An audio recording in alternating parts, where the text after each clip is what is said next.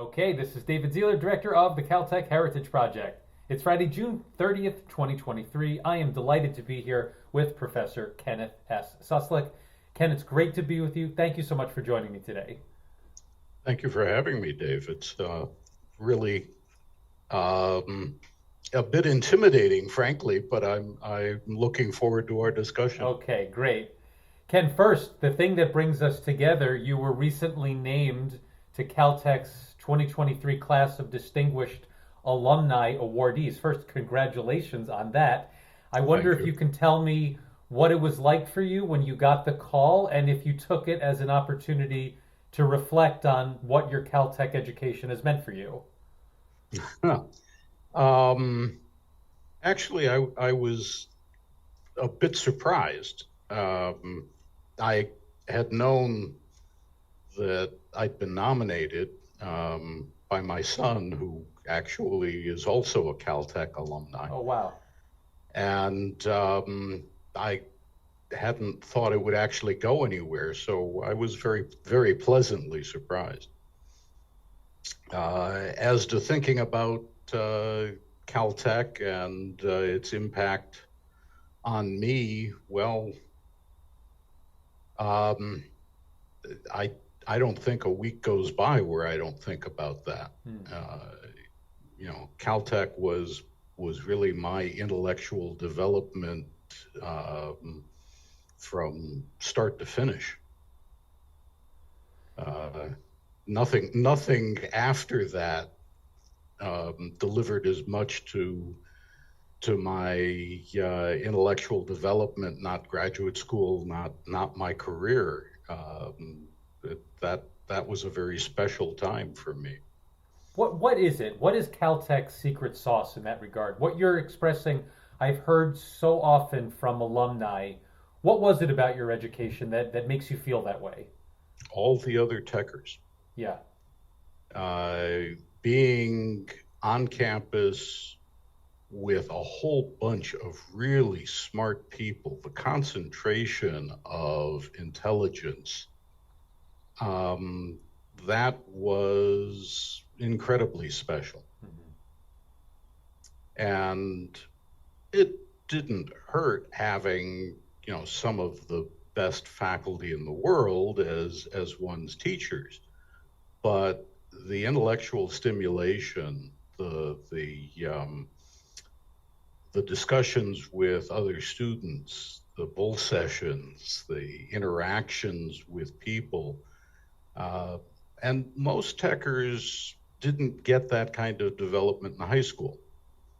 And so having that available, the social milieu uh, at Caltech was such a special experience.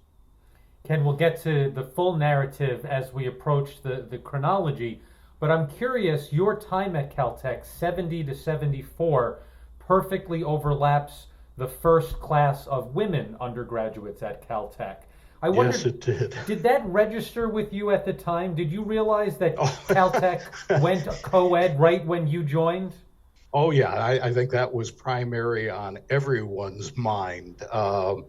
We were, after all, 17 and 18-year olds Yes. coming in. Yeah, that was quite noticeable. As was the big banner on the Winnett Student Center that said, "Welcome, Cotex." Cotex. Yes, it was not a politically correct era. No, no, it was not. On the question of politics, obviously Caltech's a very different place than something like a Berkeley or a Columbia. Did you feel the Vietnam era? Did you feel the late '60s and early '70s in Pasadena on Caltech's campus? No, bottom line, no. Caltech was a surprisingly apolitical environment. Um, was it good? Was it bad?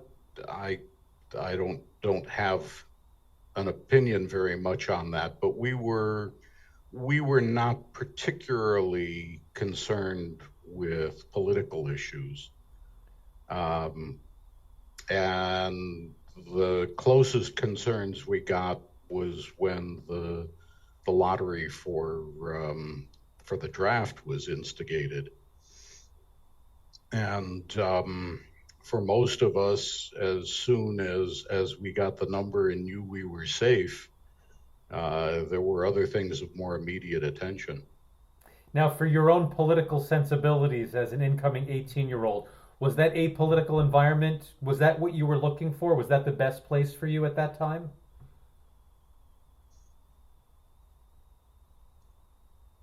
An interesting question. Yes, I think so. I'm not. I'm certainly more politically inclined now than I was as an undergrad. Um, and I had friends who were very active in politics in high school. Remember the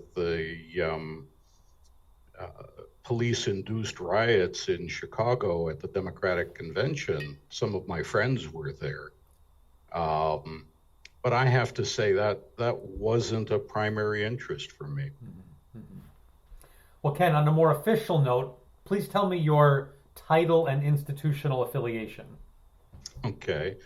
I am the Marvin T. Schmidt Professor Emeritus at the University of Illinois at Urbana-Champaign. I am also CEO of a new startup called Iridescent Sensors. And that is located in the research park of the University of Illinois. When did you go emeritus? A year ago. Now, do you still have a lab? Do you still have ongoing affiliations with the university? I still have my office and I still have my lab. We'll be moving the lab to the research park because increasingly we're doing things that are commercial. That is to say, we hope to be selling something. And that's the red line that one does not cross in academic labs at the university. You can do research that's applied, applicable, even tending towards commercialization, but the minute you start doing something that is for sale, that has to be in the incubator lab or in private lab or office space. Is part of the equation that you've had students who now are interested in pursuing these private industry enterprises with you? Yes, in part. The CTO of Iridescent Sensors is a former PhD student of mine. Ken, who is or was Marvin T. Schmidt, and was there any connection between Schmidt and your research? That's a good question. There's actually surprisingly little known about him. He bequeathed money to the Department of Chemistry. He was an undergrad at the University of Illinois, and we know surprisingly little more about him than that. Okay. Ken, some overall questions about your research career. So, within chemistry, your research interests and achievements are quite broad. There's inorganic, there's organic, there's bioorganic, there's physical chemistry, surface analytical. I could go on. What is the home subdiscipline within chemistry from which all of your wide-ranging interests come? When my students used to go out on the job market, they would ask me, because of this problem, Ken, how am I supposed to market myself? When somebody asks me what kind of a chemist I am, what should I tell them? And I said, if somebody asks you what kind of a chemist you are, you should say a damn good one and shut up.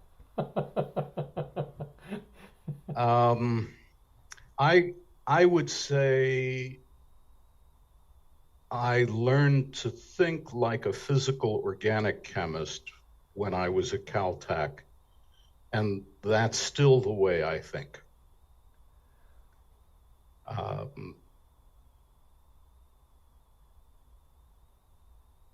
in the department structure, we have 6 areas of interest that faculty can be in, and they can be in multiple of them.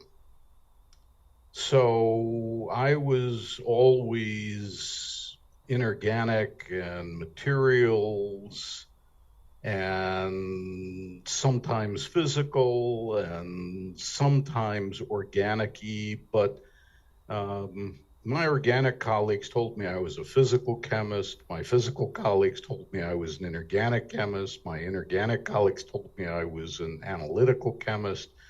So, I'm neither fish nor fowl nor good red meat. What about on the theory versus experiment side? Where do you lean more? Experiment. Yeah. Chemistry, to me, is still an experimental science. Theory has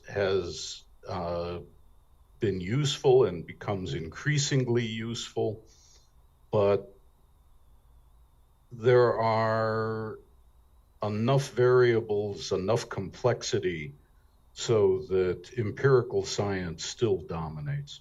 What are some of the key technologies or instruments in your lab that have been fundamental for your work over the decades? Oh, we make use of every analytical technique that was applicable. And one of the great things about the University of Illinois is we have had traditionally really, really good facilities, better than Caltech's, and accessible, because we had state-supported PhDs running the facilities, not as faculty. At many universities, and especially private universities, having people in charge of facilities was expensive, and especially at the beginning of my career, uncommon. And that meant that groups had limited access often to instruments that were departmental but were in somebody else's lab. That was never a problem here.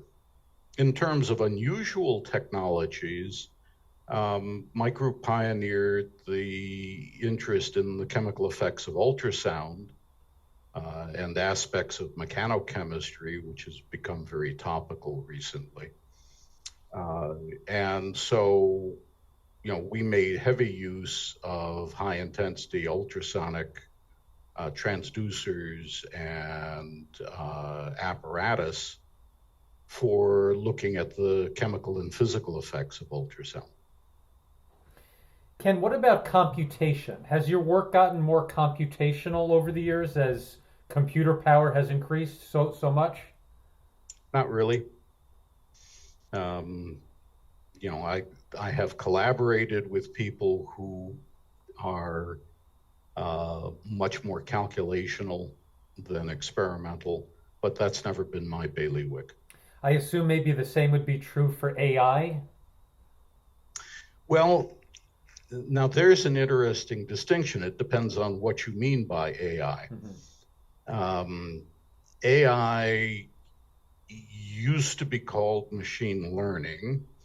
And before machine learning, it used to be called chemometrics in the chemical community.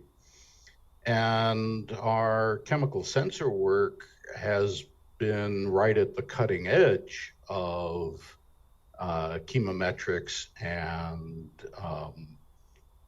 machine learning technology. So we make use of support vector machine analysis, which is the starting point for all of the face recognition.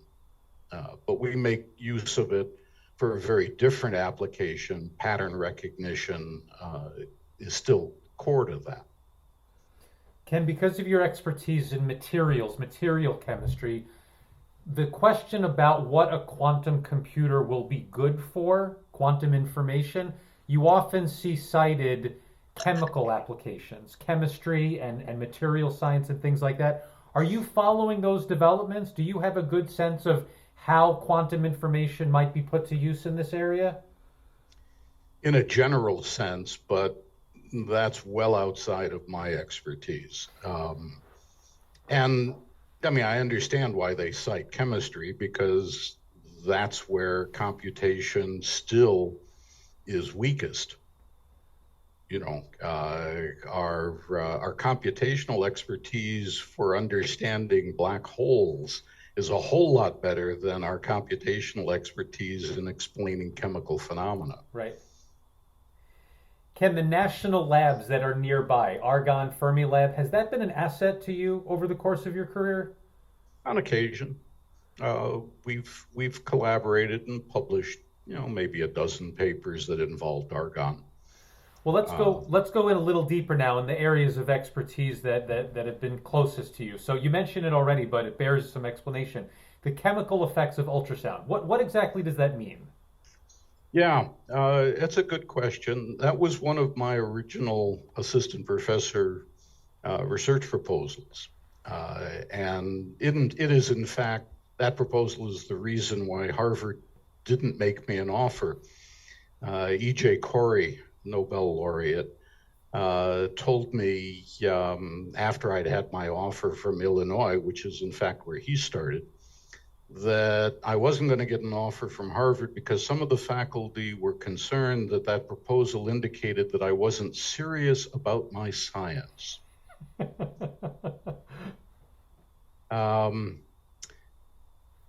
The chemical effects of ultrasound do not come from a direct interaction of sound with molecules. Ultrasound sound has wavelengths that are, meters down to millimeters. And molecules are nanometer in size and below. And so the scales are just very different. But what does happen is a phenomena known as cavitation.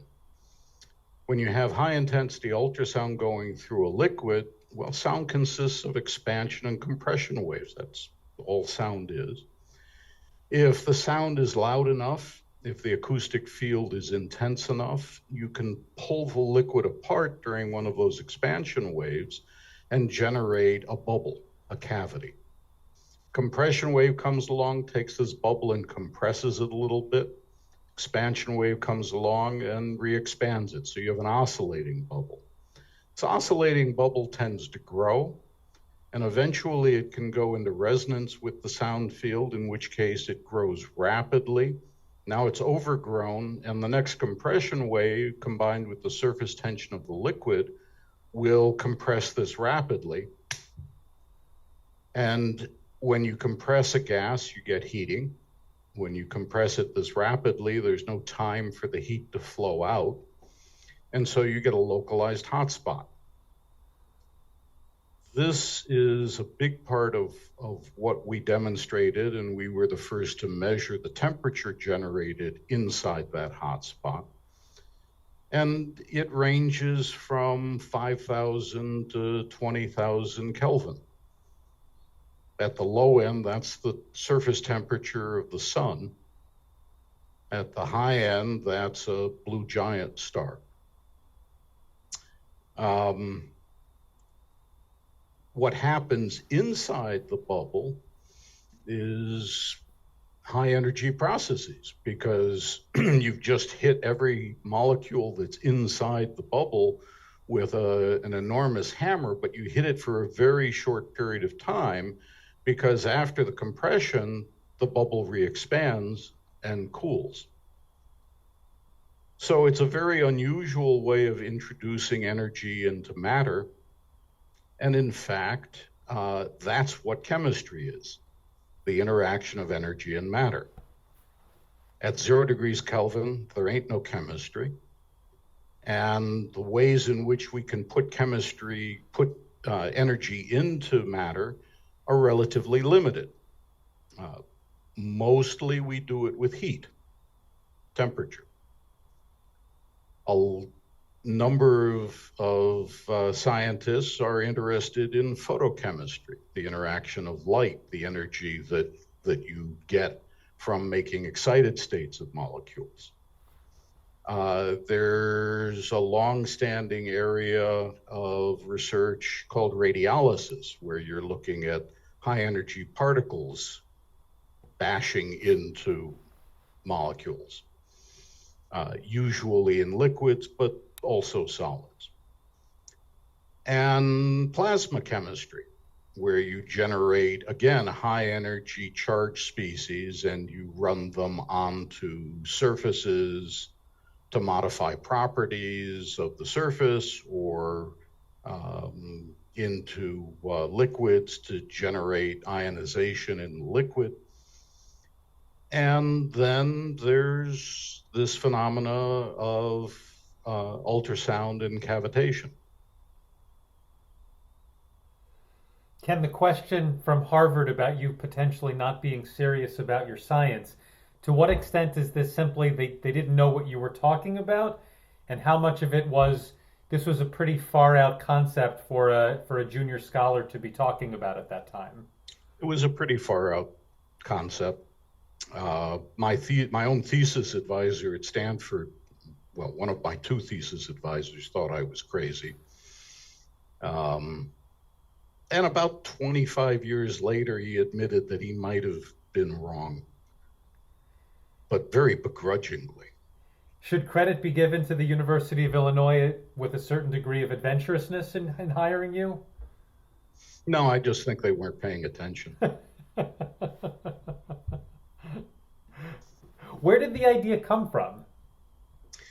It came from a paper in the bioinorganic area, which was my thesis work, by a man named Fridovich, who had discovered an enzyme called superoxide dismutase that's very important for controlling free radical production in vivo.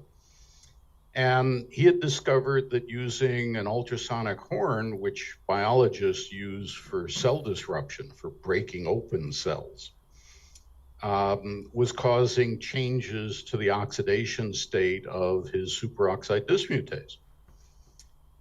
And his opening line was something like, as is well known, ultrasound can cause a plethora of chemical reactions. And he cited a Russian book, 1965, El Panir, the physical, chemical, and biological effects of ultrasound in Russian. Well, the first thing I did is look up the word plethora, and having then understood the sentence, I thought to myself, now this isn't right. So I went and talked to about 10 faculty at Stanford and said, do you know anything about the chemical effects of ultrasound? And every one of them except one said, no, there can't be any. And John Brauman, my other thesis advisor, said, well, there used to be this guy at Caltech, Zechmeister, something like that, it was Zechmeister, who did some work in the 50s on this. Now, it turns out that Stanford actually, because of the Hoover Institute, which was a big anti-communist center, had the country's largest collection of translated Russian works. And among them was El Panir's book. So I checked out El Panir's book. As far as I could tell, I was the first to have ever checked the book out. And I read through it, and there were competing theories, none of them proven or really well demonstrated, as to how ultrasound did this. But in the 50s, the Russians were making pretty heavy use of ultrasound, especially for materials processing. The Soviets had better titanium than we did, and that was important for jet engine turbine blades. And the reason they had better titanium is they were able to drive hydrogen trace hydrogen out of the melt of titanium using ultrasound to coalesce bubbles and get the hydrogen out of the metal. And hydrogen embrittlement was a big problem for titanium in those days. So that was a niche area that the Soviets had developed using ultrasound to affect chemical and physical processes. And it just hadn't taken off anywhere else. So my goal as an assistant professor was to make use of ultrasound to drive catalytic reactions, organometallic reactions, in much the same way that the photochemistry was being done at that time. Now, because this relies on nanomaterials, were there advances generally in nanotechnology that you were waiting for that needed to catch up with your ideas? No, really other way around. We developed some of the earliest techniques for making nanoparticles of transition metals. Gold nanoparticles and silver had been around for a much longer time. In fact, really back to the Middle Ages. Some of the brilliant red stained glass were gold nanoparticles suspended in glass. Nobody knew that at the time, of course, but that's what they were. Making transition metal nanomaterials was a lot more difficult because the nanoparticles were a lot more reactive. One of our early successes was in the generation of amorphous iron, because we were starting with volatile organometallic precursors like iron carbonyl.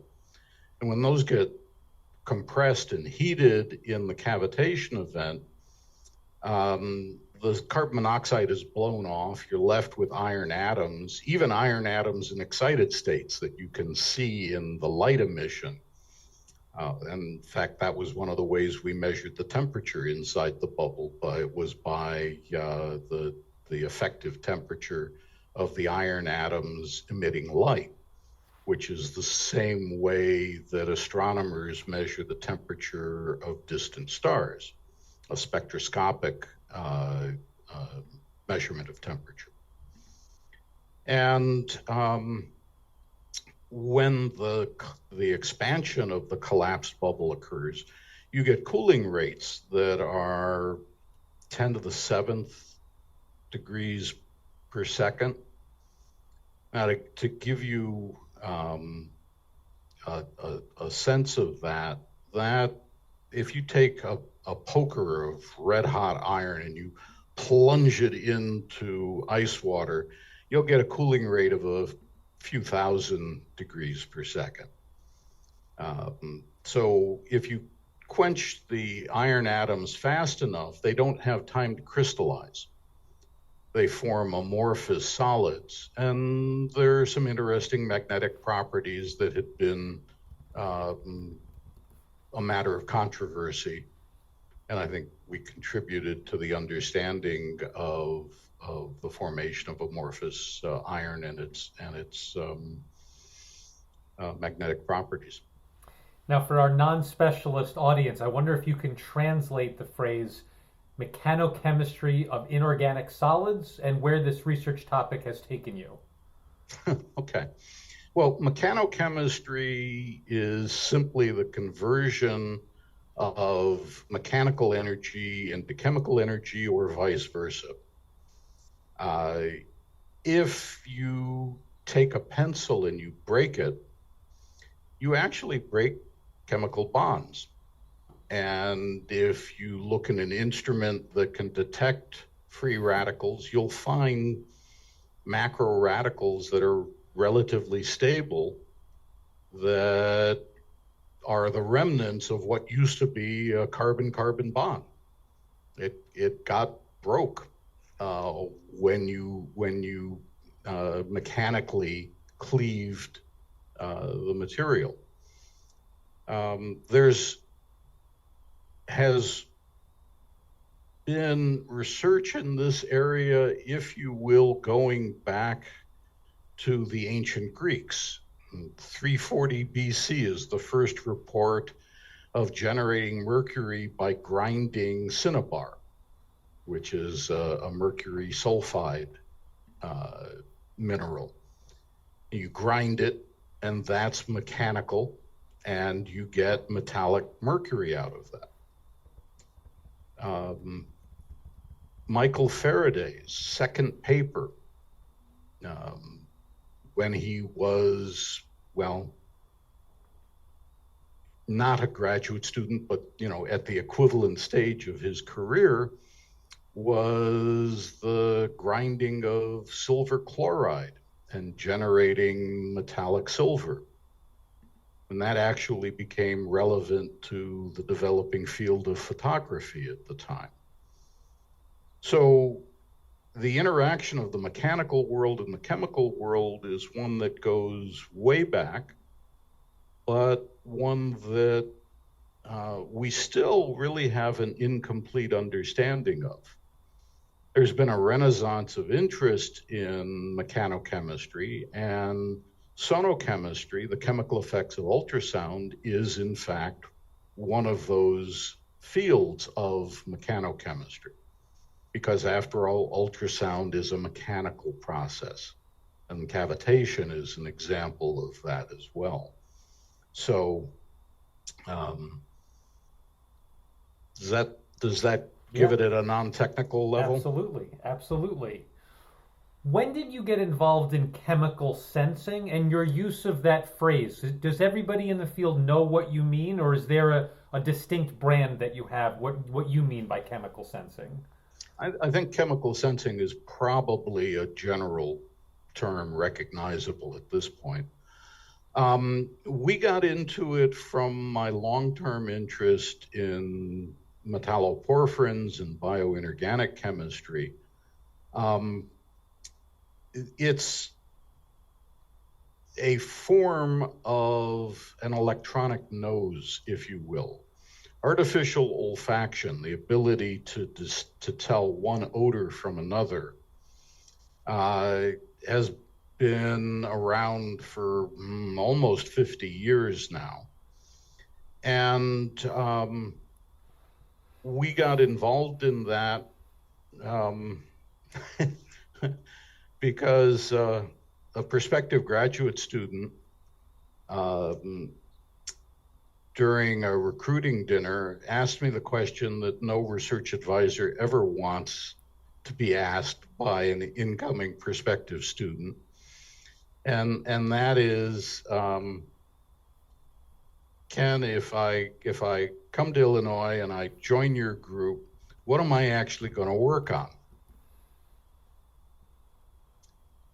And this graduate student, Neil Rockow, did in fact come to Illinois and work for me. But when he asked me that question, I turned over the placemat, which was a paper placemat at this restaurant, and I started sketching out ideas that I had been mulling over but never really formally put down on paper, that turned out to be a good part of his thesis. And what we developed was basically a digital, multi-dimensional extension of litmus paper. There are lots of dyes whose color depends on their chemical environment. Litmus paper changes color depending on whether the solution is acidic or basic. There are many examples of that.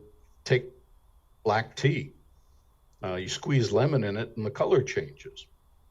Same kind of phenomena. There are other dyes that change color depending on other chemical properties that they're interacting with. And, I can list them. They're all the interactions that occur between one molecule and another molecule.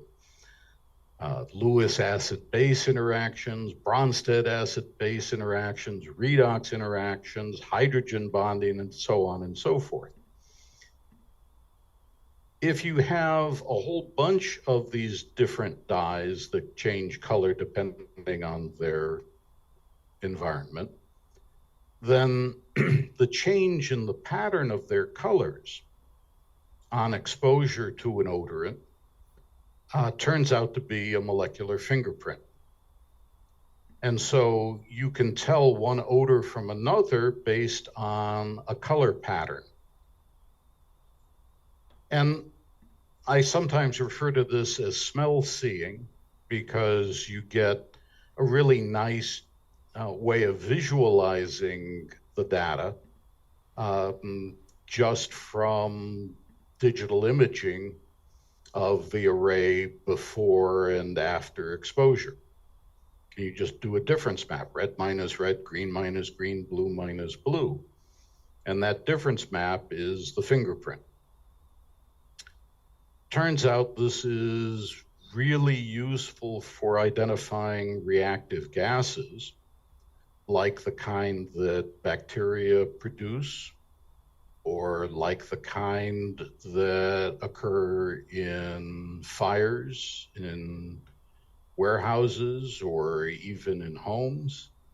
And so you have a way of telling what's in the gas phase in a toxic environment. And so we developed that over the last 25 years in my group, and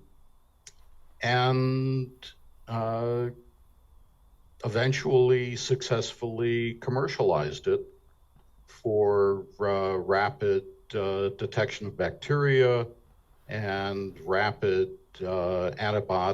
antibiotic susceptibility testing. And that the third startup in the succession of this was Specific Diagnostics, which was located out in Palo Alto, that I co-founded. And that company was bought by bioMérieux, the largest French biotech company, just about a year ago. And with some of the proceeds from that, for my 70th birthday, I started iridescent sensors to look at non-biomedical applications, commercial applications, specifically for toxic gas sensors for first responders. Ken, the story you shared about sketching out on the back of a paper placemat at the restaurant what this graduate student might do, how can we read into your overall style as a graduate mentor? Are you generally hands-on? Are you generally very involved in helping students formulate their thesis projects? It depends. Mm-hmm. It depends on the student. It depends on the project. Mm-hmm. This is not mentoring of graduate students or postdocs is not a one-size-fits-all. Mm-hmm. Different projects need more or less of my attention. Graduate students and postdocs, for that matter, needed more or less of my attention depending on the circumstances. The way I usually put it to grad students coming in was, first off, you're not working for me. I've already got my PhD. You're working for you. and you need to own the project. When you come into your thesis defense, you will know more about your thesis than anybody else in the room, up to and including me. Think of me more as a maitre d' at a rather exclusive restaurant. I will bring you into the restaurant, I'll seat you down, I'll give you a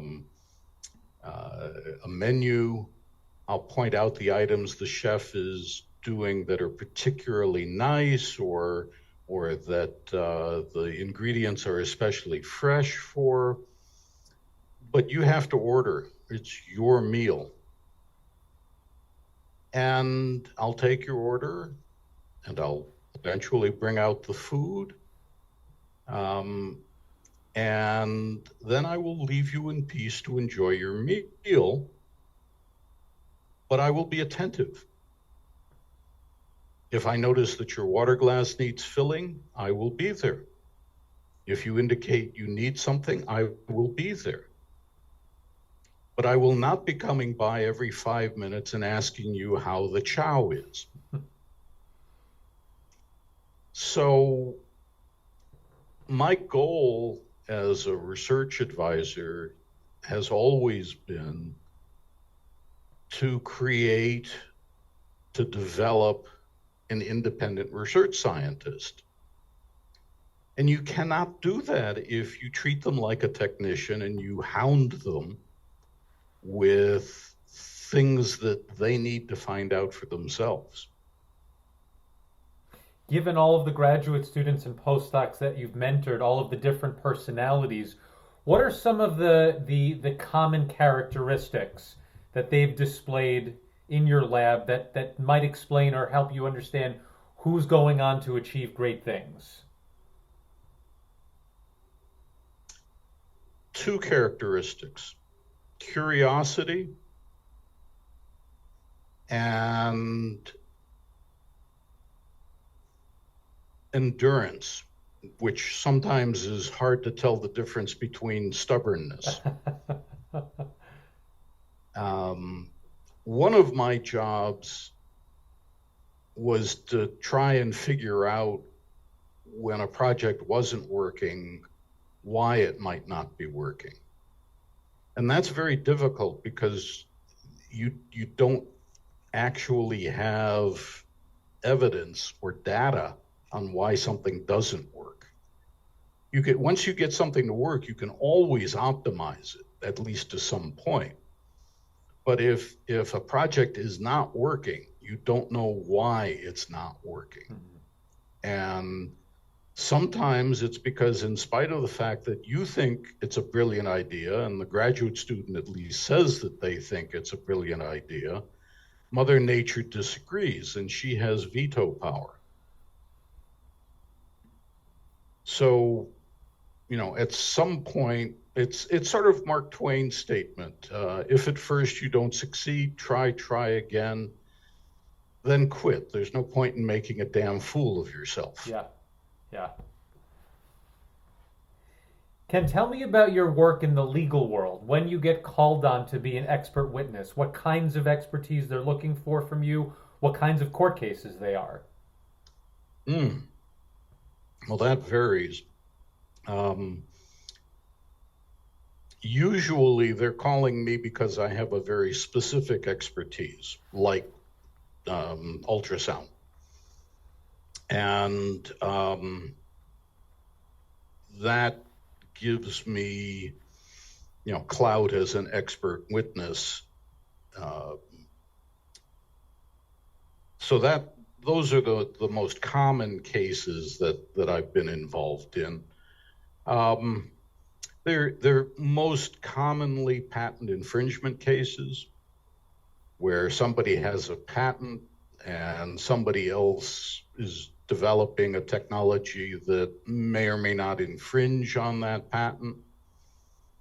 There have been some interesting cases that I've been involved in, ranging from cataract surgery which is done with a little needle that's ultrasonically vibrated to emulsify the lens inside the eyeball and suck out the fluid. It's makes you a little queasy if you think too much about it. Yeah. But there, other cases have involved light absorbance by nanoparticles and a variety of sometimes very fundamental science that have import to the question of whether that patent applies to this process. Ken, as I can see behind you, you have masks on display in your office. I know you have an abiding interest in art in general. Do you look for points of convergence between art and science, or is art really sort of a refuge? It's a separate world for you? Separate world. It's different. Yeah, I don't really look for convergence generally between my science and my art. I've done bronze sculpting. I have actually about 20 pieces. I collect masks. I have about 400 ethnographic masks from all over the world. And art was very much part of my upbringing. My mother was an artist. Uh-huh. And so I collected my first mask when I was about 8 years old, and I still have it.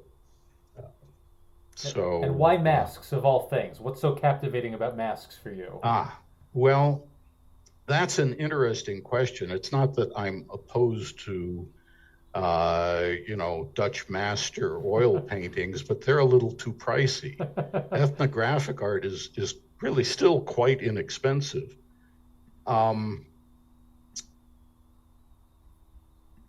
We're born with facial recognition hardwired into our brains. In fact, probably into the wiring of our retina. And nothing has more emotional impact than faces.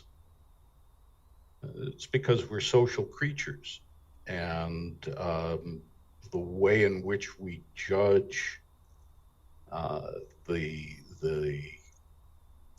that we model what's going on inside the skull of any person we're interacting with is their face.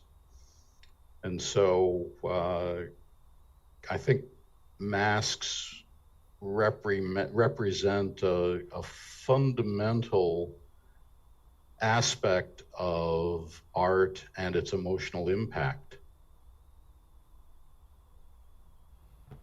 Ken, as you've alluded, you've been interested in applied science and getting involved in startups and things like that. Just at the most basic level, is all of your interest in that world, does it all stem from fundamental research? Are all of the ideas coming from your lab and you see something that might be translatable? Or are some of these endeavors born applied, so to speak? No, they all come from the fundamental. And I would back away from this question of applied versus fundamental, or translational versus basic. Partly that kind of classification I just have never found useful. Just as what kind of a chemist are you questions don't interest me. I don't care whether it's applied or fundamental, basic or translational. Is it interesting or is it boring? That's much more important to me in the science. And look, there's an awful lot of basic academic research that is tedious, boring, should never have been funded, except for the fact that there's a community of people who want to fund that because that's what they do. Uh, there's also applied research, which may have an application that might save 2 cents on a ton of material, but is also boring and not interesting. There's fundamental research that's exciting and interesting. There's applied research that's exciting and interesting. I'll take exciting and interesting any day of the week. So if the starting point for all of your research is it has to be interesting, what then makes the leap into something that might become a product or might warrant a startup? Well, that's where the project determines that. Mm-hmm. Uh, I have always told my students that you must let the project take you where it wants to go. You must not force it into that area or those areas that you're most comfortable with. There's a tendency among scientists in general, humans in general, to want to do the same thing that they've always done. It's easy. It requires less effort. That's where habits come from, and we are all creatures of habit. But if you let the project take you where it wants to go and you learn the techniques that you need to further the project, then it may or may not lead to something applied or applicable or commercializable. But if it does, go with it. And, the interest in chemical sensing came out of very fundamental basic research on metalloporphyrins and heme proteins and synthetic analogs of heme proteins. And it evolved far away from that. Ken, the University of Illinois, the Department of Chemistry in general, are they supportive when professors have ideas that might translate into a business opportunity? They are now. They weren't when I started. Aha, so you're part of that historical transition. Yes, very much so. I tried to patent some fundamental aspects of sonochemistry as an assistant professor. And my department head took me aside and said, we are a state university. We diffuse knowledge by publication, not by patenting.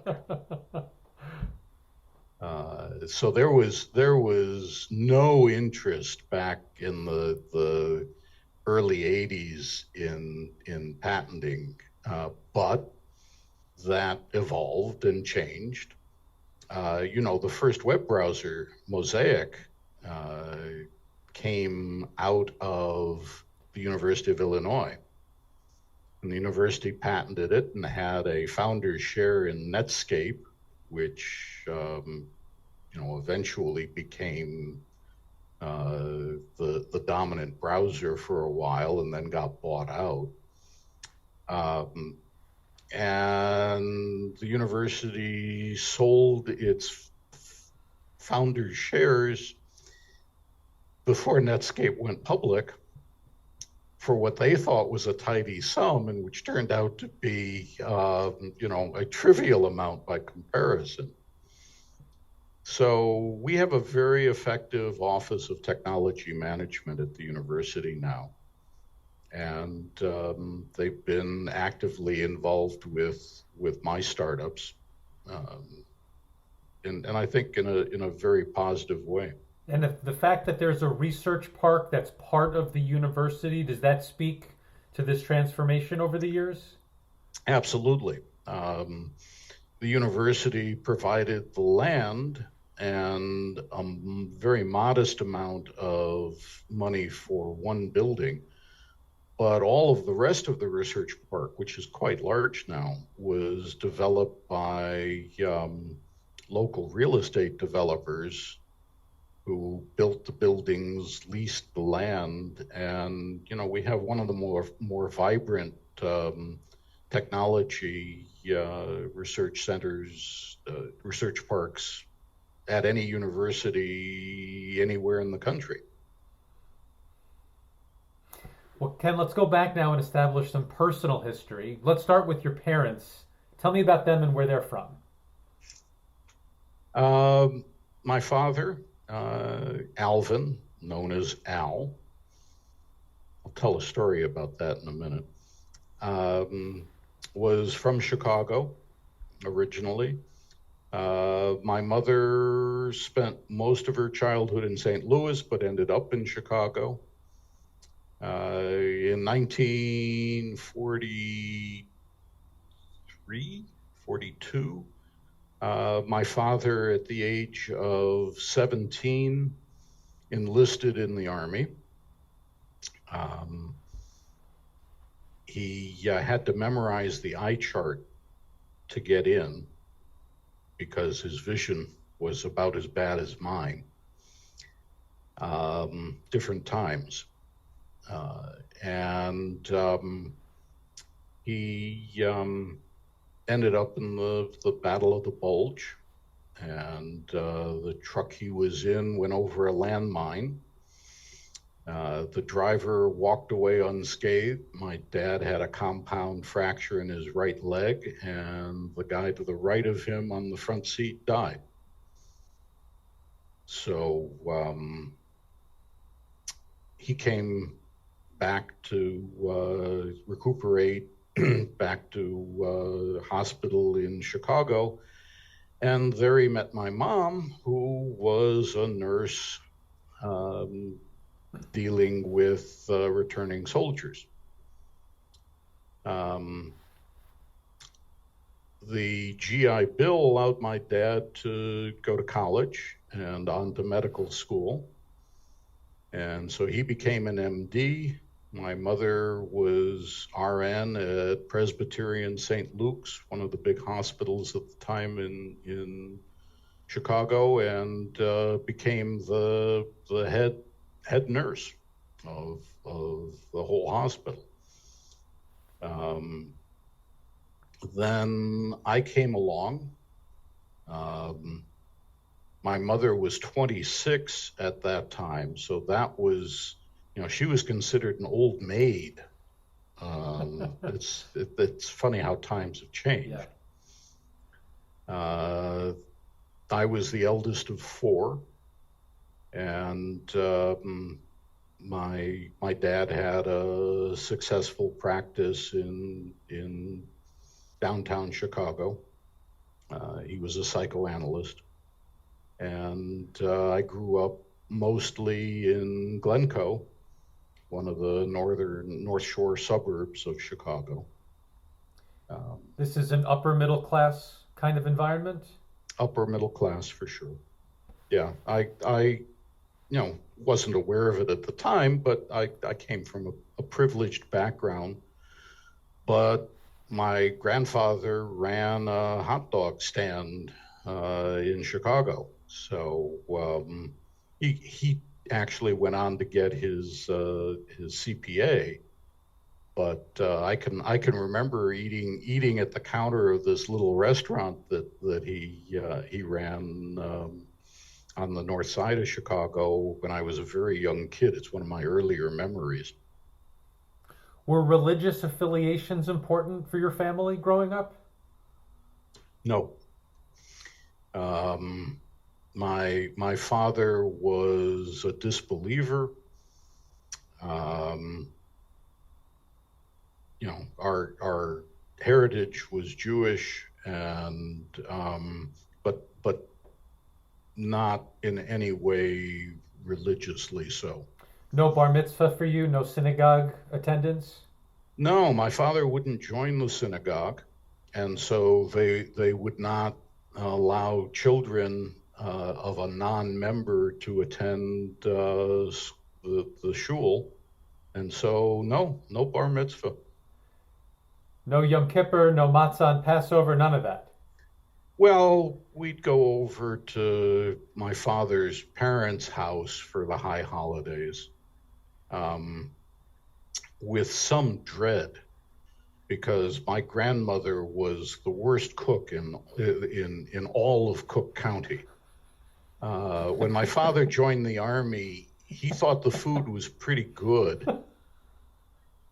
And he once told me that his mother, my grandmother, was known as the woman who could burn water. So, yeah, going over for meals at my grandparents was not the high point of my childhood. Probably the connection between your grandmother's cooking and the high holidays was not good for religiosity in general, I would imagine. Yeah, I suppose. You know, one of the ways to seduce children into religiosity is to feed them really well at religious You holidays. got it. Yep. Yeah. So Ken, were you scientifically inclined as a boy? Did you have chemistry sets, that kind of thing? yeah, I did for sure. Um, and strategically placed books in I only found out about this when I was in college. That my parents paid attention to what I would come home from school talking about, and there would be an appropriate book from the library um, sitting where I did my homework or read. Um, we didn't watch much television when I was a kid. We had one black and white television set. My father refused to get a color television set. It wasn't a matter of cost. It was just, there's nothing on worth watching in color. So when I went to Caltech, I was in Lloyd House and was there over the Thanksgiving weekend. And it used to be a tradition that on one of the broadcast channels, The Wizard of Oz would be shown on Thanksgiving weekend. And I wandered down to the lounge and was sitting there with a bunch of guys watching it from the opening. And then suddenly, the scene where it changes to color. I said, "Oh my God, it's in color." And everybody looked at me like I was from Mars. But when we watched it in my house, it was always in black and white because that's all the television showed. Ken, you went to public schools throughout? I did, although I went to New Trier Township High School, and New Trier is one of the very best public schools in the country. It's always ranked and very highly, and so I had a real advantage in high school. When I came to Caltech, I did not find my freshman year difficult, and I attribute that largely to the quality of my high school. Now, how did Caltech get on your radar? Were you aware of its reputation? Did you know of names like Richard Feynman, Linus Pauling? I knew Pauling. Feynman, no.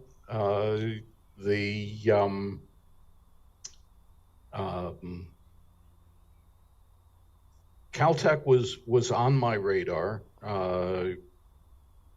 and in fact, what I was looking for, New Trier was a very large high school. There were 800 kids in my graduating class. There were almost 4,000 in the high school. That's 4 times as big as Caltech. That's right. And I went looking intentionally for a much, much smaller environment, and Caltech suited the bill. So I applied to Caltech, early admission, Harvey Mudd, and which was a brand new school at that point, and MIT.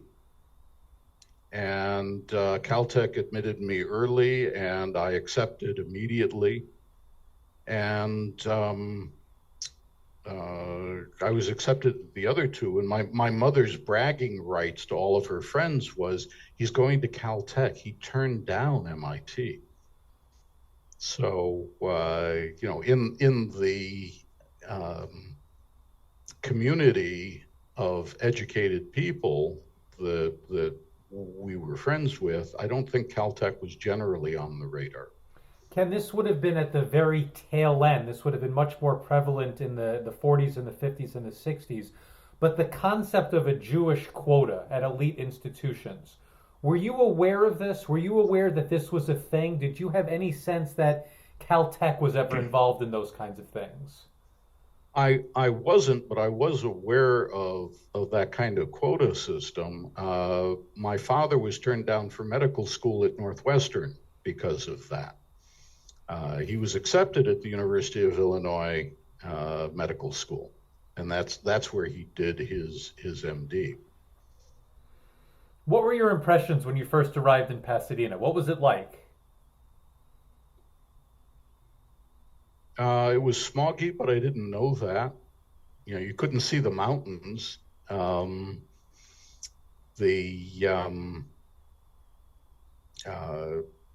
impressions. Huh. Yeah, I don't remember being overwhelmed by it. I had, oddly enough, I had not visited the campus. My parents had made a trip out to California and not just to look at colleges, but they took a vacation together. And they did look at Caltech, and they also looked at Stanford. I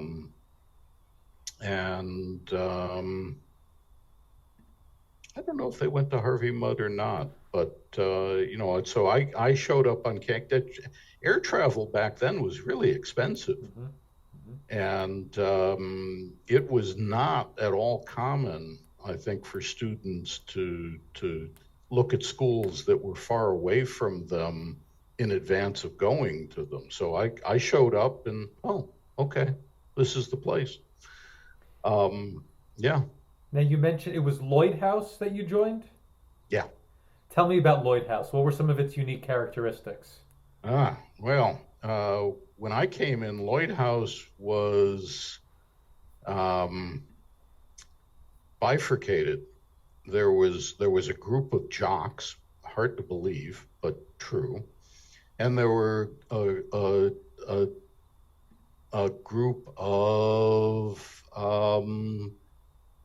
pot smokers, and most of the freshmen were just sort of, what do we do with this? And some pick sides. Most of my class, I think, were pretty much just left out. The upperclassmen weren't particularly interested. They were a lot more fascinated by the girls in our class than they were by the boys. And Lloyd House had a reputation for, I think they had the lowest GPA among all the houses at that time. At least that was the rumor. Now, in my graduating class, Lloyd House had the highest GPA. So times changed significantly. There was significant polarization in the house. Now, was it chemistry from the beginning for you? Was that your game plan? Well, I came in, I was either going to be a math major or a chemistry major. And my roommate, Mike Yoder, was a math whiz. And after about a week, it was very clear to me that I was not going to be a math major.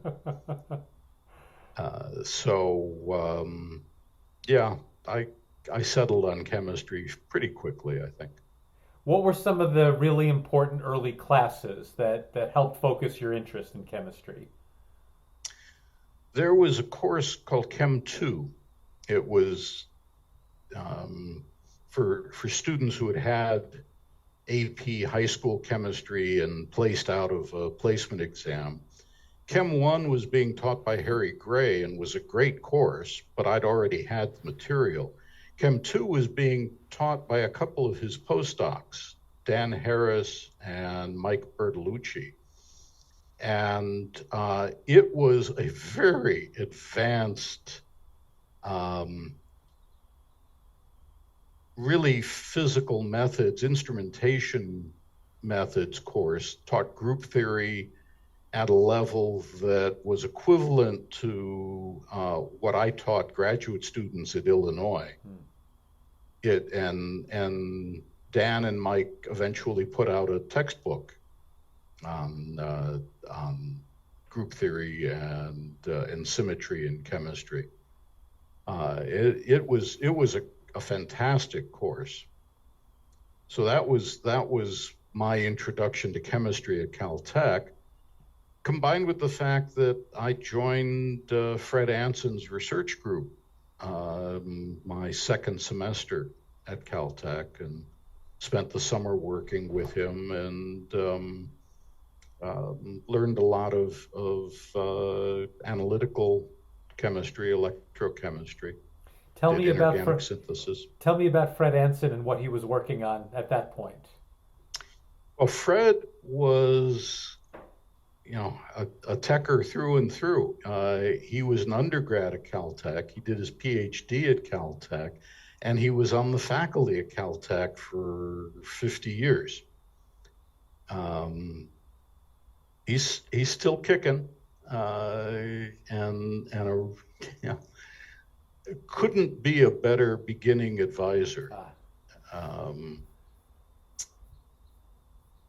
He worked on electrochemistry. He was really one of the founders of modern electrochemistry in the United States.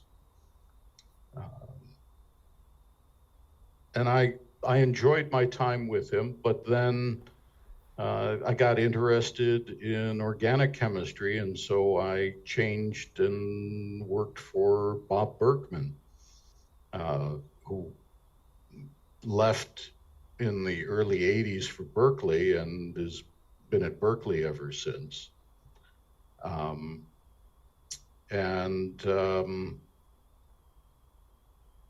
Bob taught me to think like a physical organic chemist. A nice combination of kinetics and thermodynamics and basic chemical principles.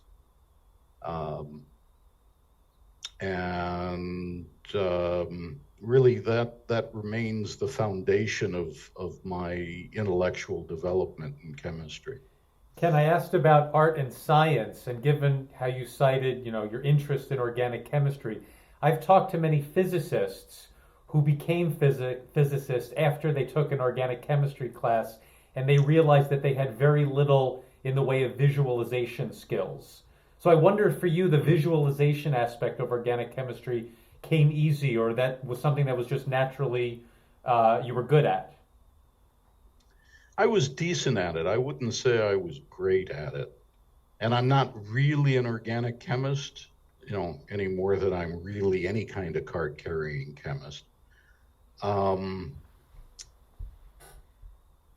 The biggest problem with organic chemistry, and what actually I think mostly frightens people away from chemistry, is organic chemistry is at least half foreign language. Mm-hmm. The terminology is very much like learning a foreign language. And that's not one of the aspects of organic chemistry that I actually appreciate that much. Mm-hmm. So I was willing to learn it, and I still have, for no good reason, sitting on a shelf, a card deck of about 1,000 cards of flashcards that I created for myself from organic chemistry. I still have them. I tried to give them to my son. He wasn't the least bit interested in having them. Ken, what were some of the formative lab experiences for you at Caltech?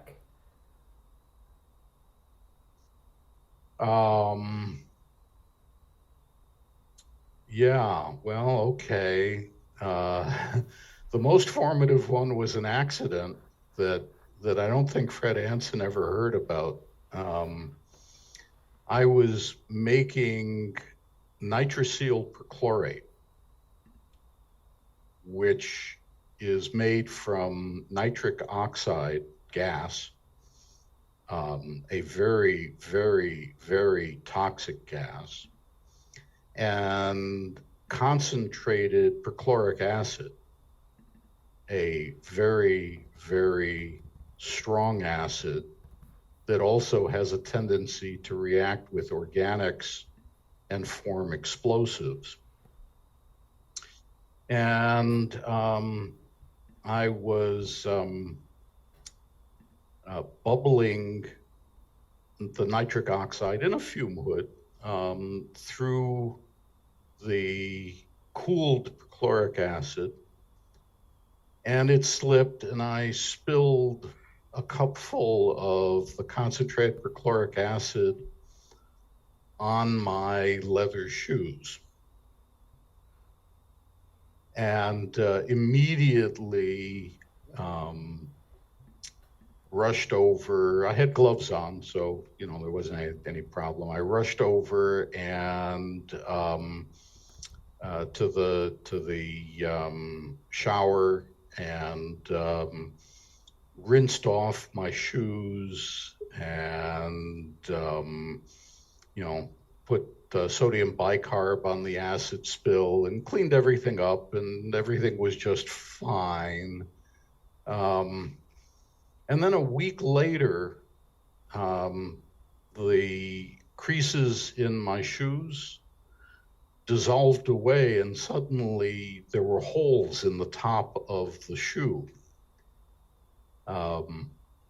The perchloric acid had taken, even though it had been rinsed off, it had soaked in enough so that it eventually ate the leather away.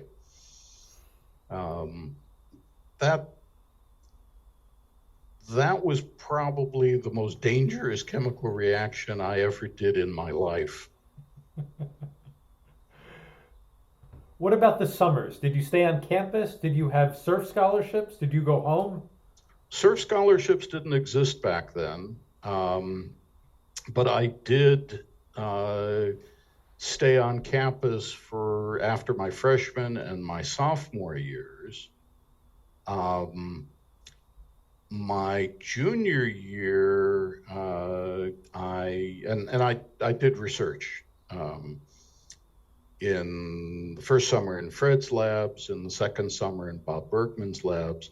Third summer, I got an AEC, Department of Energy, the Atomic Energy Commission, fellowship to work at Berkeley. And so I worked at Berkeley, and I got there right after the last student riots. And I went to Berkeley intentionally because I wanted to see, well, what's the rest of the world like? Yeah.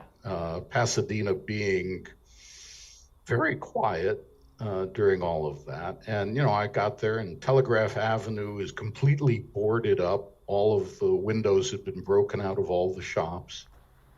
And it was a really interesting summer in just a very different environment. Now, as an undergraduate, was the plan or the intent graduate school from the beginning? Did you ever think about industry? Briefly, but it became very clear that to get anywhere in chemical industry, you still would need a PhD. And so I think sometime late in my freshman year, it just became obvious that I was going to go to graduate school. And what was your game plan? Did you rely on the advice of professors? Did you look at particular professors to work with? How did you choose Stanford?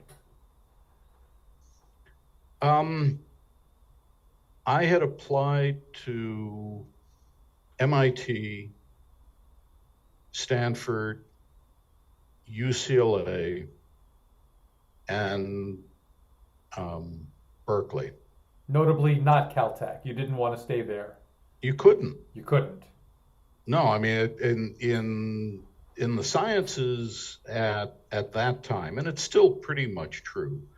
Uh, you just didn't do your PhD at the same place you did your bachelor's degree. That was considered incest. It was much considered much better for you to get a broader view of the world by going somewhere else. Mm-hmm. Mm-hmm. Now, that was maybe a little less true for a master's degree in engineering, but in the sciences for a PhD, you pretty much had to go elsewhere. And so I had picked out faculty that looked interesting in their research to me at each of those places, and then I went and visited them. So in fact, UCLA was initially my first choice, but I visited there and rapidly was disillusioned. I went to MIT, and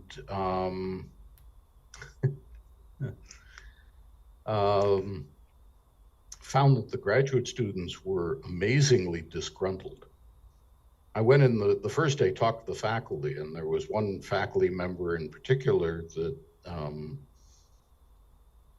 shall remain nameless, but we both know him.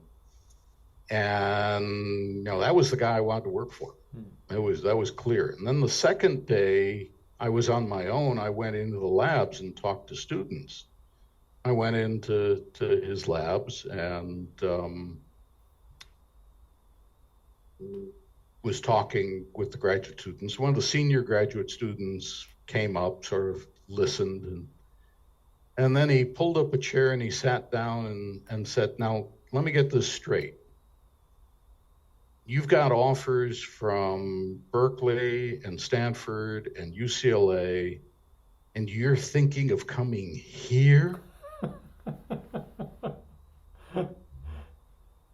Yeah, the graduate students at MIT at that time were not happy. And so I ended up going to Stanford.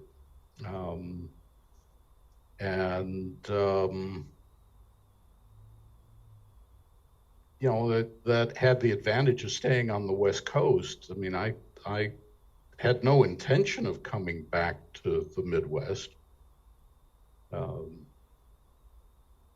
But that was how that decision got made. Now, in the way that Caltech helped form your boundlessness in chemistry, no easy way to define yourself. Of course, a graduate degree mandates that to some respect. You have to get specific for a dissertation. How did you navigate that at Stanford? That's a good question, because formally I was a physical chemist. My degree was in physical chemistry. I worked for two people on a joint project, John Brauman and Jim Coleman.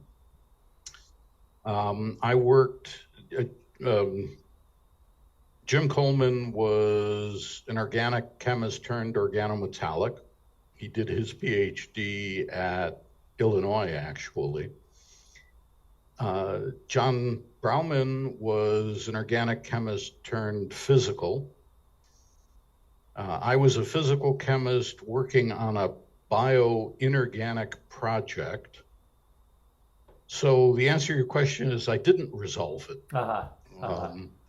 I was in a very interdisciplinary field working for very interdisciplinary guys.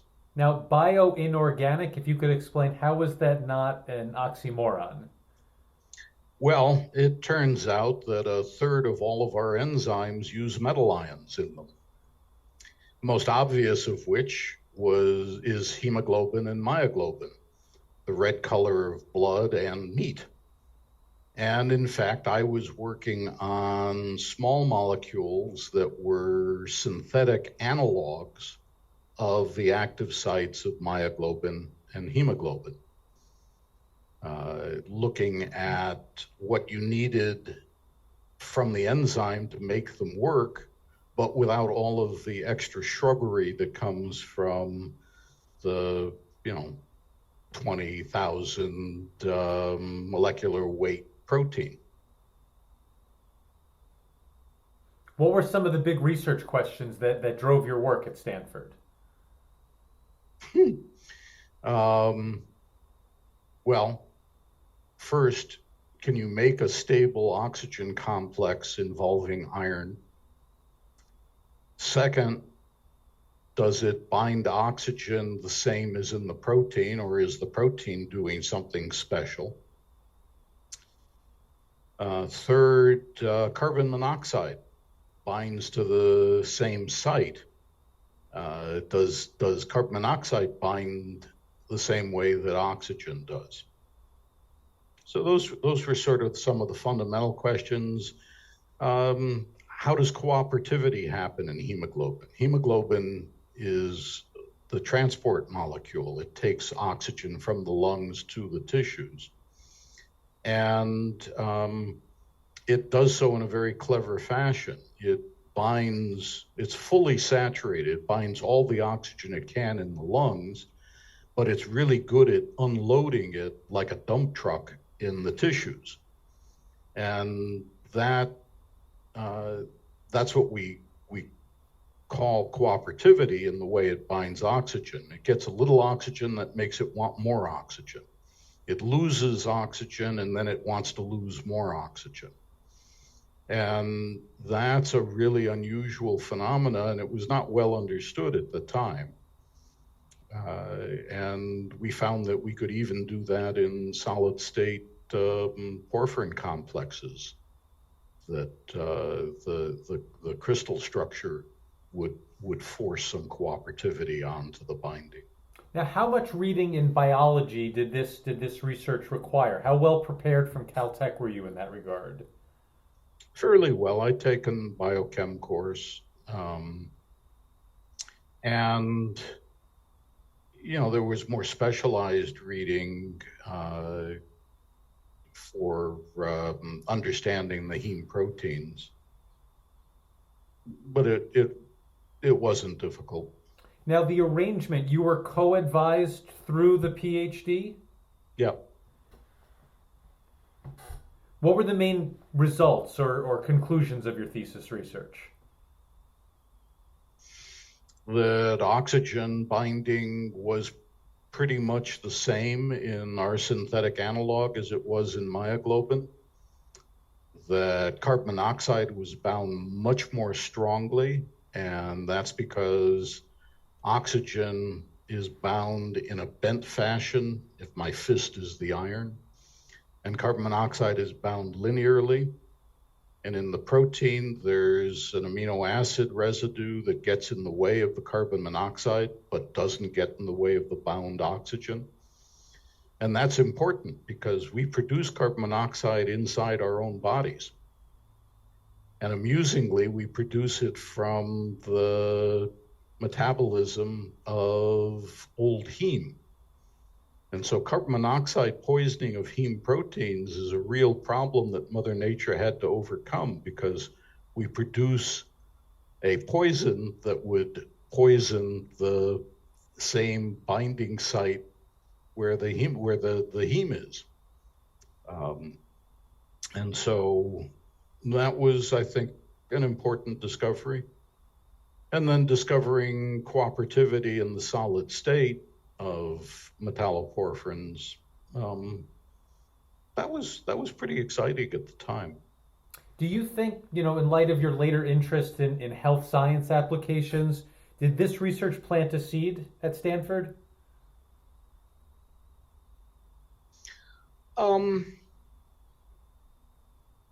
Not really specifically.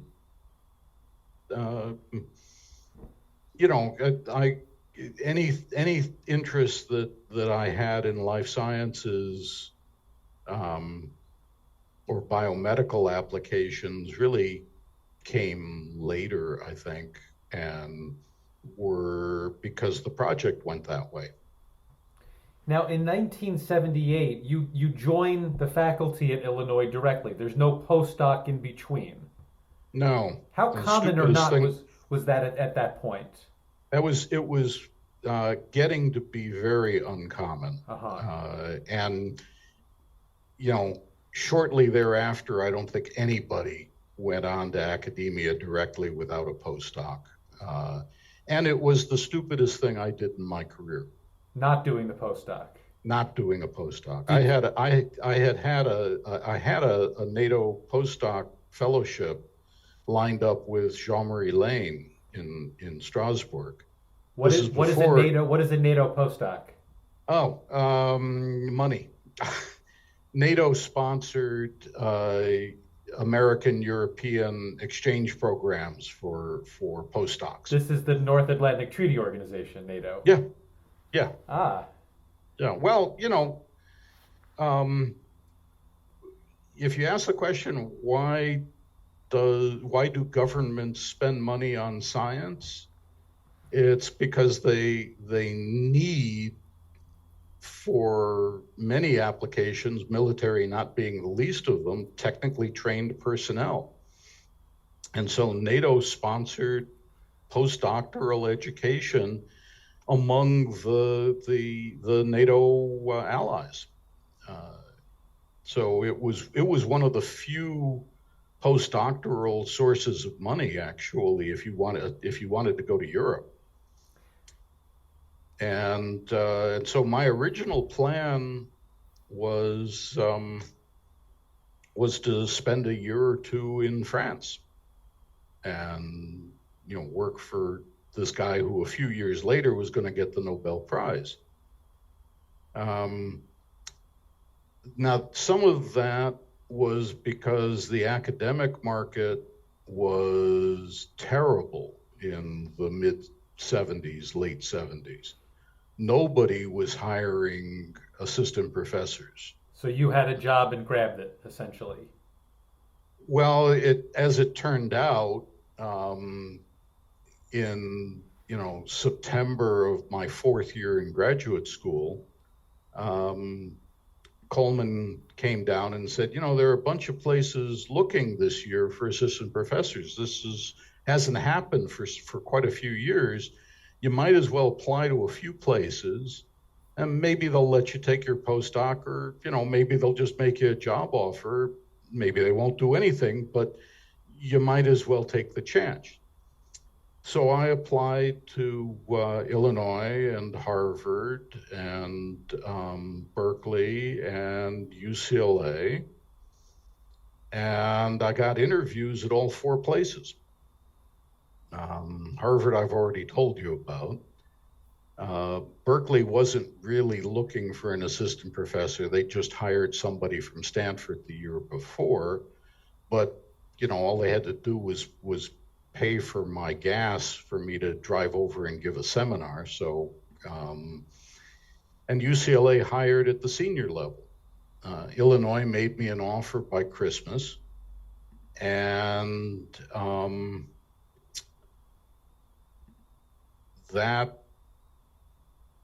pretty much was that. Now, the road not taken. What would you have done in France, and why would that have been so good for you?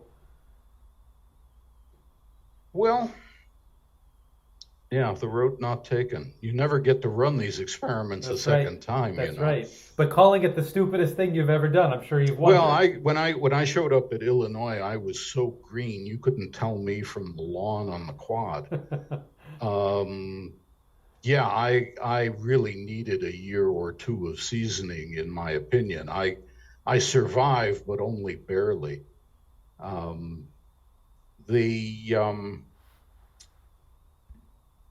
What would have happened? I would have learned a whole different area of chemistry that would have influenced my research a lot. Maybe not for the best. I would have given up on the sonochemistry. I would have learned how to speak French, which I had tried to do in high school without any notable success. I would have made a lot more political connections that would have proved useful in my career. So different jobs would have. Yeah. philosophically, what is a postdoc good for then?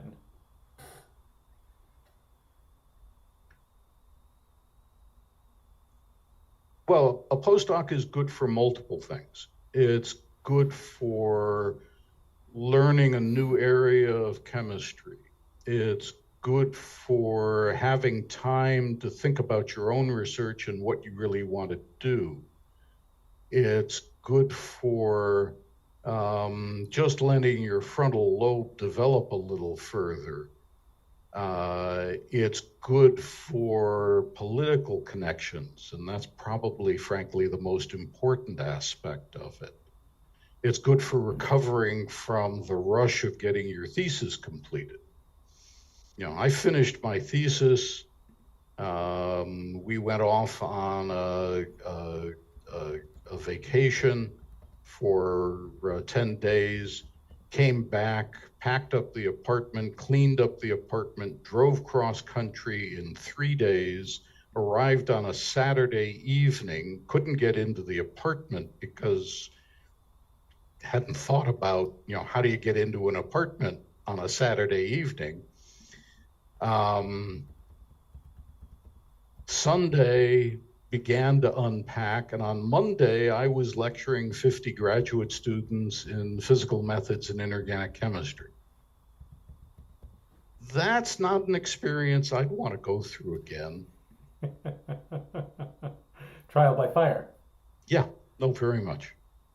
Tell me about setting up your lab as a junior faculty member. What was most important to you at that point? Getting space. Illinois had hired 2 assistant professors in roughly inorganic chemistry. The space that they had shown me, he was there already as a teaching postdoc. They gave him that space. So I showed up and there wasn't any space for me. They were remodeling a lab and eventually that became available. But it took about 6 months. What were you doing in those 6 months? Teaching, recruiting graduate students, writing research proposals. And once you had the space, I'm thinking instruments, what was important to you? Well, we started doing synthetic chemistry, so, traditional glassware. My startup package consisted of a gas chromatograph. Nowadays, startup packages for assistant professors are above $1 million. Back then, it was maybe $15,000, $20,000. And yeah, there's been inflation, but not that much inflation.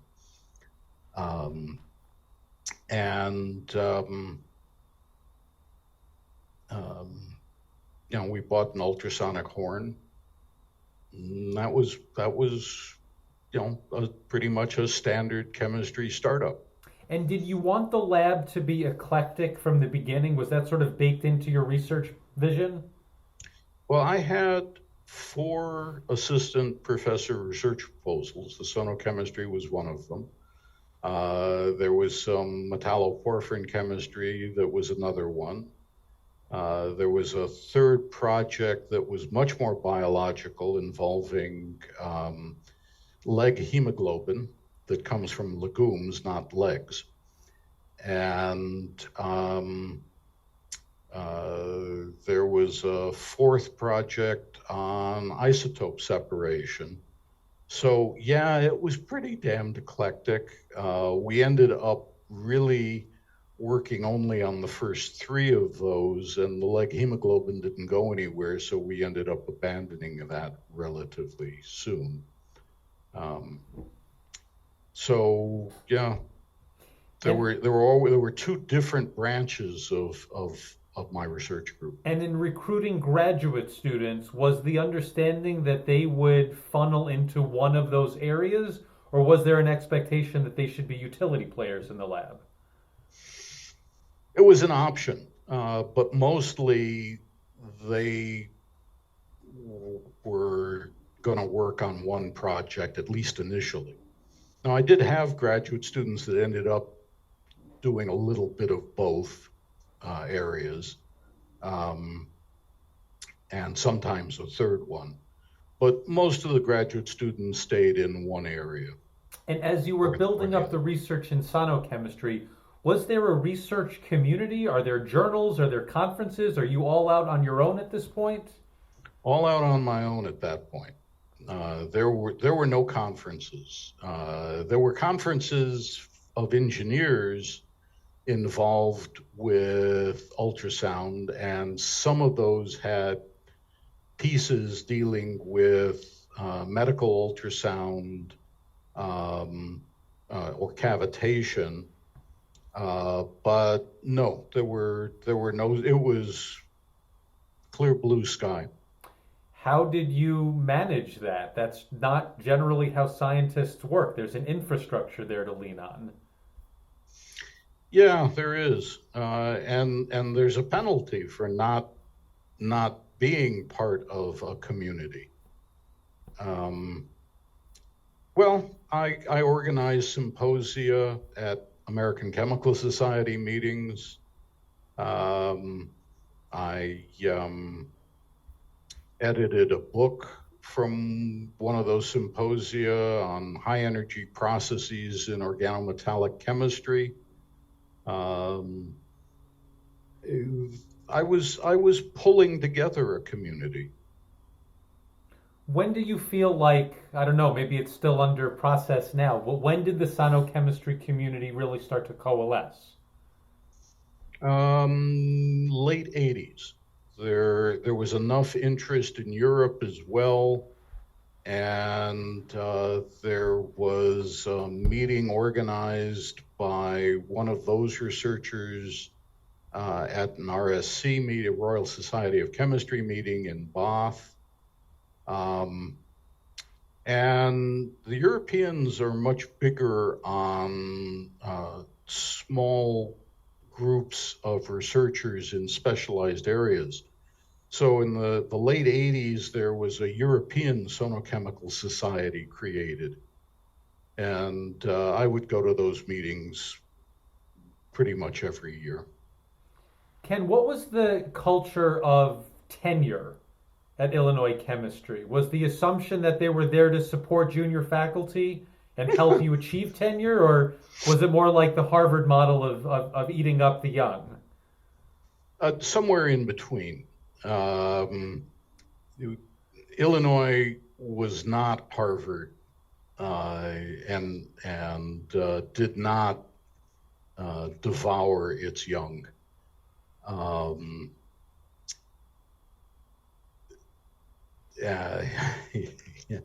But on the other hand, Illinois didn't put a lot of resources into their assistant professors, and therefore didn't have that much to lose if they didn't make it. So my entering year, so we're talking about 1978, there were 4 assistant professors who were hired. Eventually, 2 of those got tenure, and 2 didn't. And that was about right at that time at Illinois. About half of the assistant professors would get tenure. Do you think you were unique in the regard that, I would say most, you can correct me if I'm wrong, but most junior professors, they're hyper specific, that they want to make a big name for themselves in one field. And it sounds like just structurally, the way your lab was set up, that wouldn't have been possible. Or did you have ambitions to make a big name for yourself in 4 or 5 fields? Well, at least 2 had ambitions.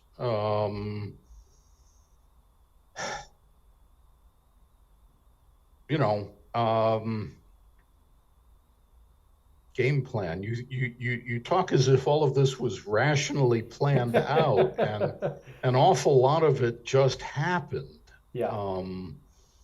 So yeah, I mean, my plan was to make enough of an impact in the metalloporphyrin community that that I would be known, and that was building on my thesis work, and I knew that was going to work. And then there was this very high risk area that could have a lot of visibility, but wasn't at all clear that it was going to go anywhere, and that was the sonochemistry. So yeah, I intentionally worked on two different areas rather than focusing narrowly on one. It turned out they both worked out okay. When it was time to come up for tenure, is there a tenure talk? Is there an opportunity to review what you've Yep, accomplished so far? yep. What did you emphasize in those opportunities? And it was about half and half. I talked about both of them, and the dividing slide when I got to the end of the porphyrin chemistry, I had this is back in 35 millimeter slides. Okay, I had a giant foot descend a Monty Python, and now for something completely different showed up on Nice. on I think two or three slides in quick succession. When you got tenure, did that free you up at all? Did you feel less constrained about the kinds of things that you could work on? No, I'd never felt any constraints. I felt a lot of relief Uh-huh. that I was going to be able to continue doing what I was doing and wouldn't have to look for a new job. Um, but I'd never felt constrained on what I wanted to do. Ken, what Uh, about your interest in popularizing the science, in writing in say encyclopedias or magazines for a more generalized audience? Was that something that post tenure you had more bandwidth to do? no, I think the project's just developed for that. I would have done that as an assistant professor if it had been ready. I published an article in Scientific American um, pretty early on in my career on the sonochemistry. Um, and, the sonochemistry was new enough and became interesting enough that encyclopedias, which were still a thing back then, sought me out, asked me to write articles because it was a new topic and they didn't have any article. So that's where that kind of popularization. Yeah, I felt it was worth popularizing things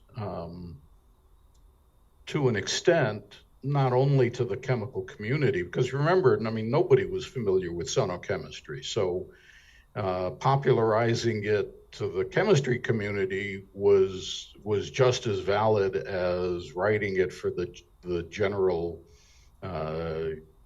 scientifically interested public. And both communities had about the same understanding of it, so it wasn't difficult. I didn't have to dumb it down for Scientific American any more than I did for other chemists. Now, essentially, the creation of this new subfield, sonochemistry, as you said, it coalesced, took about 10 years, the late 1980s. Who joined? Was it a mix of both senior people who wanted to jump in and graduate students who saw this as a new, exciting area? Where did the community come from? Well, first, it was never that large a community. I mean, we're talking about the European Sonochemical Society meetings had 20, 30 people. And there were research scientists who began to get interested, partly out of my publications, partly out of some publications from France, some from England. So there were, 3 or 4 main players, and then other smaller research groups thought of things to try and would try them and would publish. So it was never a huge community. We talked about it, now we'll talk about it in the narrative context. The basis for metalloporphyrins leading to chemical sensing. What were some of the experimental works or advances that allowed you to make that transition? Well, that one we took pretty much from scratch. There was really not very much work going on in the metalloporphyrin community in terms of chemical sensing. All of the work that had been going on in electronic noses had involved either metal oxide sensors, which was those are the kind of sensors, for example, that are used in carbon monoxide sensing devices in the home now.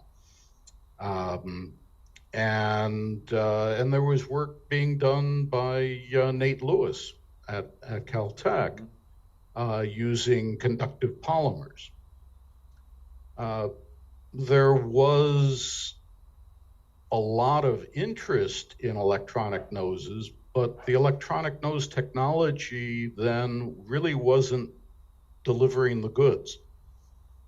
And the reason was quite fundamental, and that was that the interaction of analytes, of odorants, with either metal oxide sensors or with conducting polymers was essentially all physical absorption and not very chemically specific. And so it was really hard to tell the difference between one odorant and something close to it. You could tell the difference between very different chemicals. Fine, but if you wanted to tell the difference between one single malted scotch and another one, or the difference between mouth odor before and after brushing, the technology didn't work very well. And our approach, and part of the reason for that was because the sensors had to be robust. They were built into the electronics. And if the sensors are robust, they can't interact very strongly with any of the odorants, because if they do, the odorants will poison them. It won't be reversible. And our approach from the beginning was forget about reversibility. Let's make the sensors separate from the electronics and disposable. And that's where we had a real breakthrough, because once you do that, you can have strong interactions of a whole bunch of different kinds, and you can now begin to tell the difference between one scotch and another, or the difference between one bacterium and another. And the price you pay for that is you have to throw the sensor away after each use. Okay, that's a reasonable trade-off. Now, this narrative arc, as you were explaining, where at the beginning of your career, there was not a lot of support or enthusiasm for having startup ideas, to where obviously Illinois is now.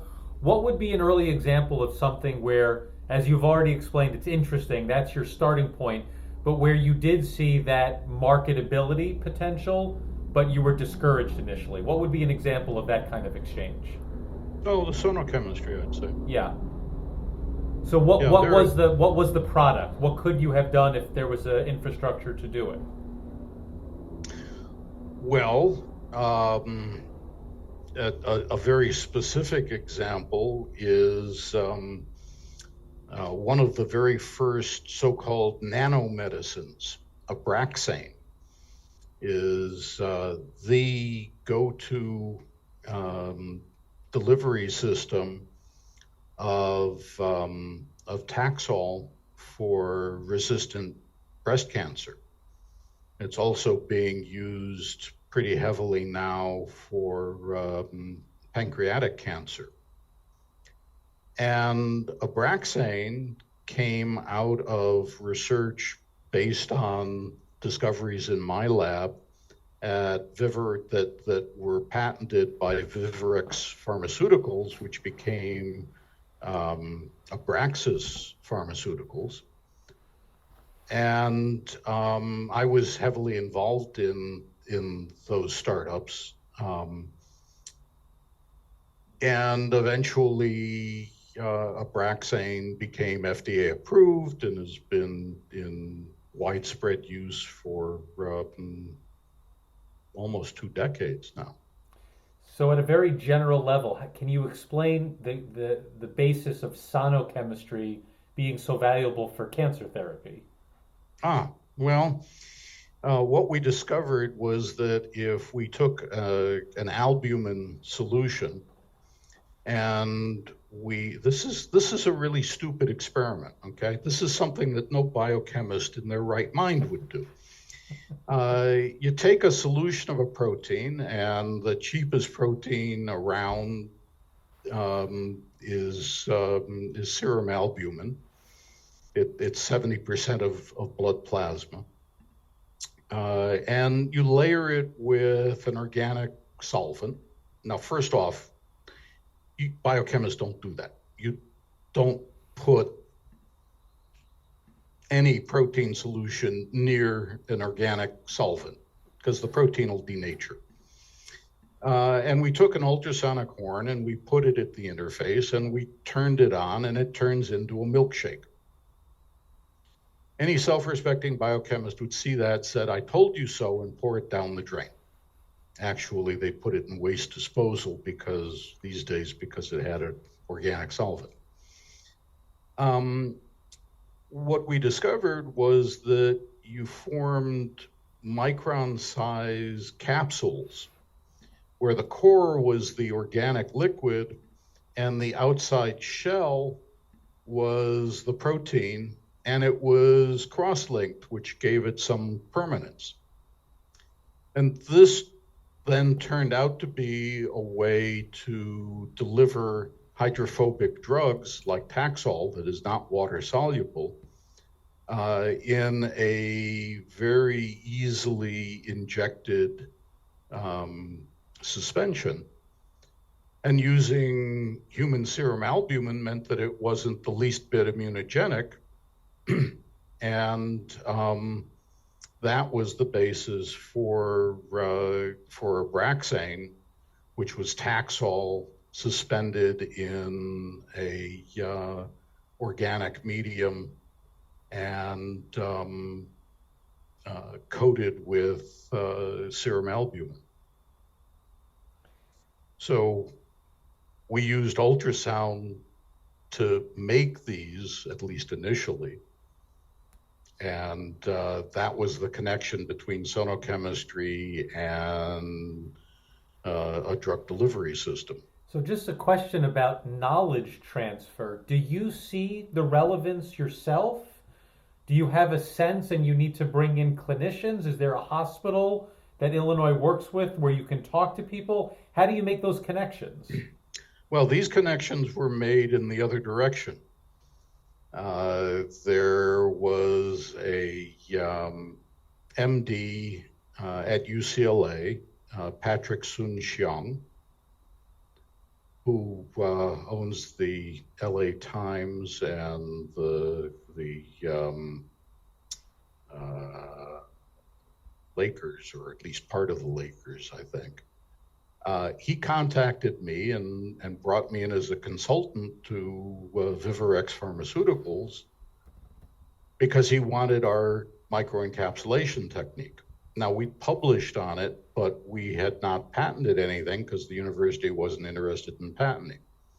So I have 12 patents with Patrick that his company paid for. And this came up out of some previous research that we'd been involved in using air-filled protein microspheres. And that was research that was accidentally discovered at the University of Chicago by Stephen Feinstein.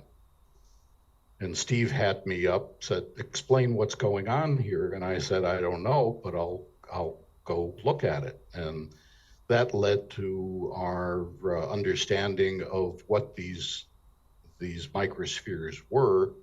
In that case, air-filled. And those became used as the first echocardiogram contrast imaging agent. So that was Feinstein's discovery, but our refinement and consulting with MBI, the company that commercialized these protein microspheres. So it's push and pull. Were you involved in the regulatory mechanisms, working with the FDA to get these things approved? No, that's you need someone who's got specialized knowledge about filling out the forms for the regulatory aspects. What did it feel like when these things were approved and they were actually making an impact? They were saving lives. That was good. I mean, that wasn't what actually motivated me. If truth be known, I was driven by my curiosity, and the fact that they ended up being useful biomedical products that save lives. Yeah, I like that. Yeah. I'm proud of that, but I would have done it anyway, even if it wasn't going to lead to that, because it was interesting. Sure. And it's part of a proud history of curiosity-driven science leading in directions that no one saw coming. Exactly. Ken, was this your entree into the world of consulting, this experience? All the consulting that you've done, was that the first? No. Now, that's an interesting question. So let me actually... What was my first consulting gig? There's an interesting question. Give me a second. I can look that up.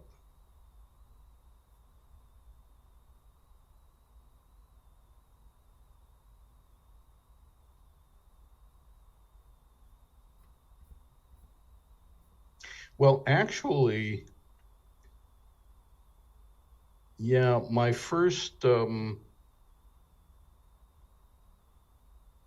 consulting, well, there was a fair bit of consulting, just going, if you can, it's consulting. There are one-night stands at industrial research centers. And they read about the sonochemistry. They want to hear if there's something that could be useful to them, so they bring me in for a day. That happened a lot in the 80s and early 90s.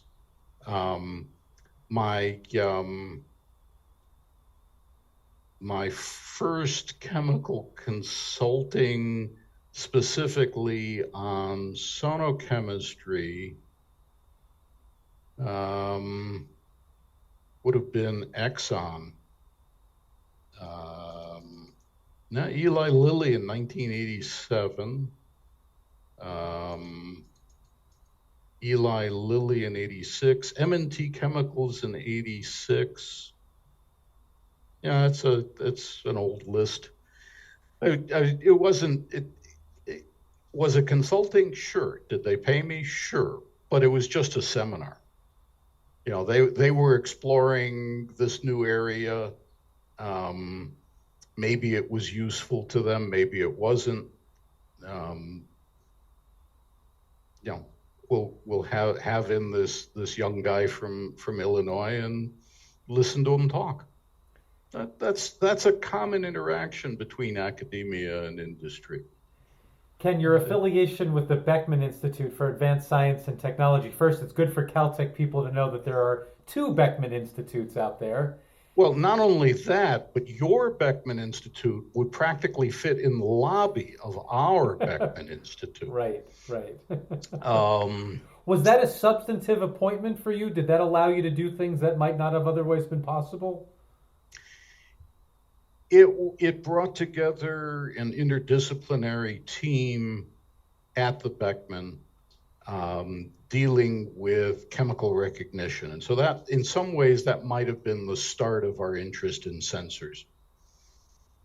And it was a mixture of scientists and engineers in all kinds of different fields brought in into this one very large building. It was at the time the largest building on campus. I think that was Arnold's request at both institutions, actually.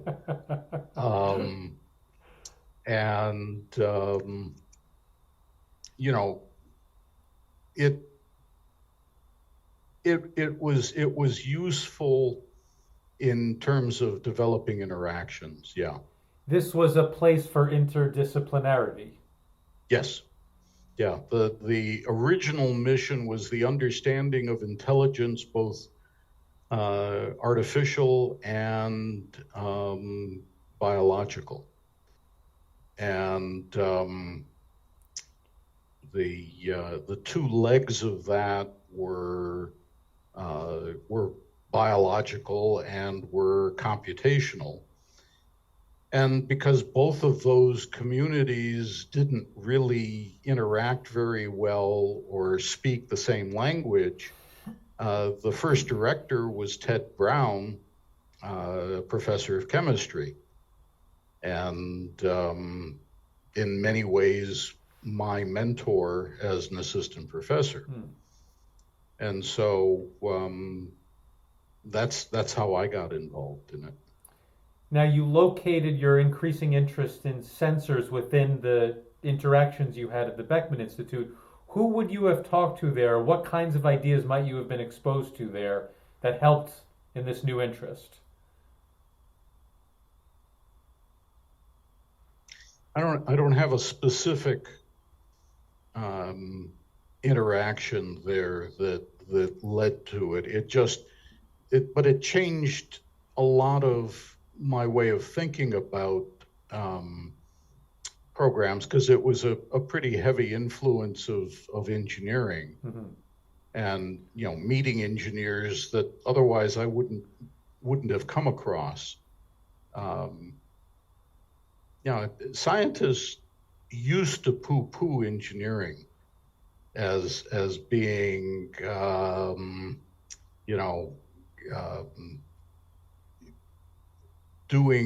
doing things by rules of thumb, and that hasn't been the case for a long time now, primarily because of advances in computation. Mm-hmm.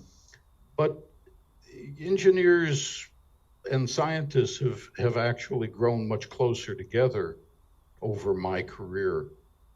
And now it's very hard to tell the difference between a chemical engineer, a chemist, and a materials scientist, or engineer. Yeah. Now, were there technological or engineering advances around this time, late 80s, early 90s, that made the sensor research more feasible? Yeah, digital imaging, digital cameras. We used some of the very first digital cameras in our initial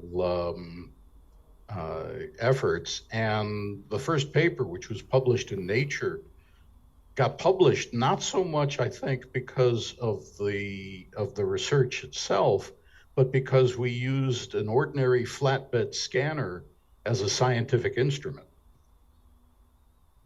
And that was of great novelty back then. Flatbed scanners, I don't know when they first came out, but they became readily available and inexpensive in the late 80s. So yeah, I would say digital imaging was the big advance. And were you thinking about, again, it's an interesting problem. Are there sensors to develop that specifically have a market? Or are these tools to use in the laboratory first, and you see where it goes? They specifically have a market. The specific diagnostics developed an array of arrays for rapid diagnosis of sepsis from blood poisoning, from microwell culturing of blood samples, and from that, antibiotic susceptibility testing. If you have an array of 96 well plates and you pre-dope them with a growth media that has different antibiotics at different doses, and you use a layer of arrays on top of that change color depending on the gases that the bacteria give off, then you can very rapidly, a matter of a few hours, tell what antibiotic and at what dose is going to kill that bacterium. And that's really important because sepsis is a huge killer. Often, that's not what shows up on the the death certificate, but it's sepsis that, massive organ failure that kills the patient. And that was often true during the COVID pandemic. Yeah. Another specific market, and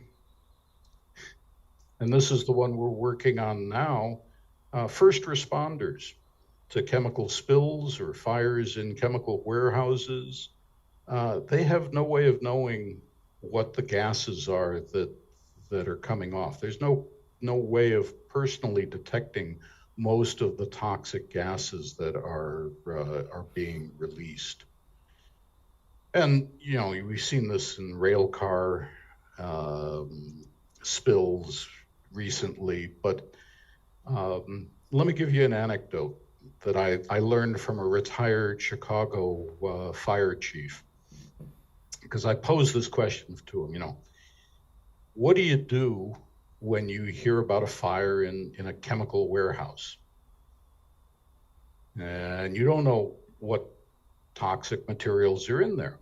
And he says, well, Ken, when we get a call like that, we rush to our lockers as quick as we can. And we get into our gear as quick as we can. And we rush to our trucks as quick as we can. And we drive to the site of the fire as quick as we can.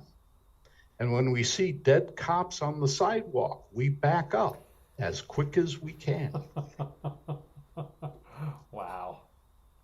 Now that's the level of technology that they have. They're using policemen as canaries in the coal mine. Yeah. Ken, as you were explaining just a minute ago, the blurring of chemistry and chemical engineering and material science. So in 1993, you take on an additional title, Professor of Material Science and Engineering. Was that simply indicative of where your research was at that point? Or do you feel like officially you had joined those clubs? No, I wouldn't join a club that would have me as a member. No, it was an indication of my research at that point. And I ended up getting a few graduate students out of the material science and engineering pool, and served on, some committees. It was a courtesy appointment. It didn't change where my labs were or what my teaching was. Now, in the 1990s, with the technology boom, all the things that were happening in Silicon Valley, was that relevant for you? Did that pull you in new directions? Well, I mean, that's where digital imaging came out of, in part. So yes.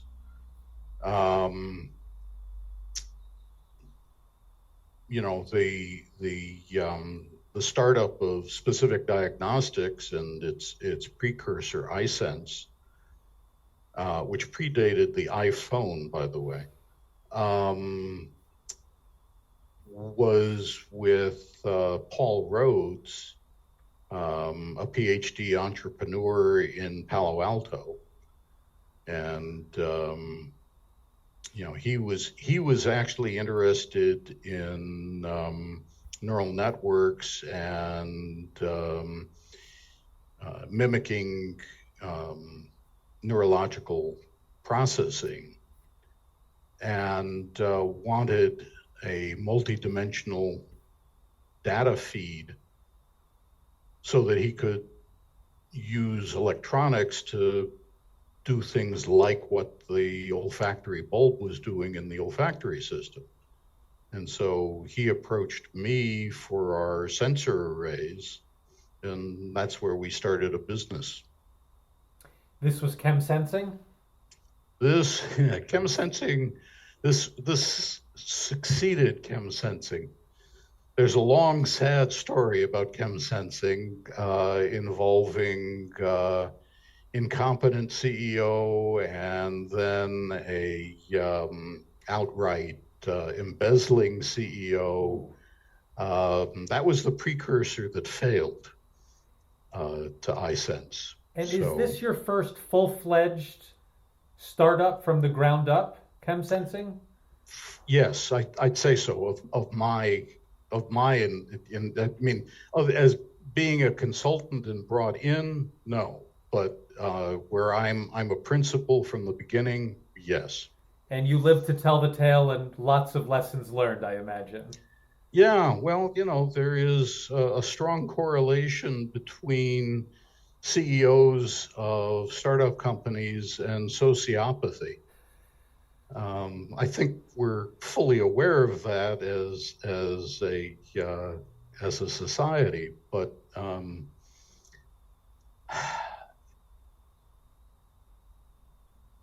yeah. Because you're not new to patents and intellectual property and being a consultant, why does it take until the turn of the century, 2001, for you to be inspired to really build your own company from the ground up? And not, for example, sell this idea to an extant company? I think that in part reflects my evolution and the evolution of my research. Mm-hmm. Also, my son was born in 1992, and so there's, a 8-year period of time where, as the primary caregiver, I was kind of booked up.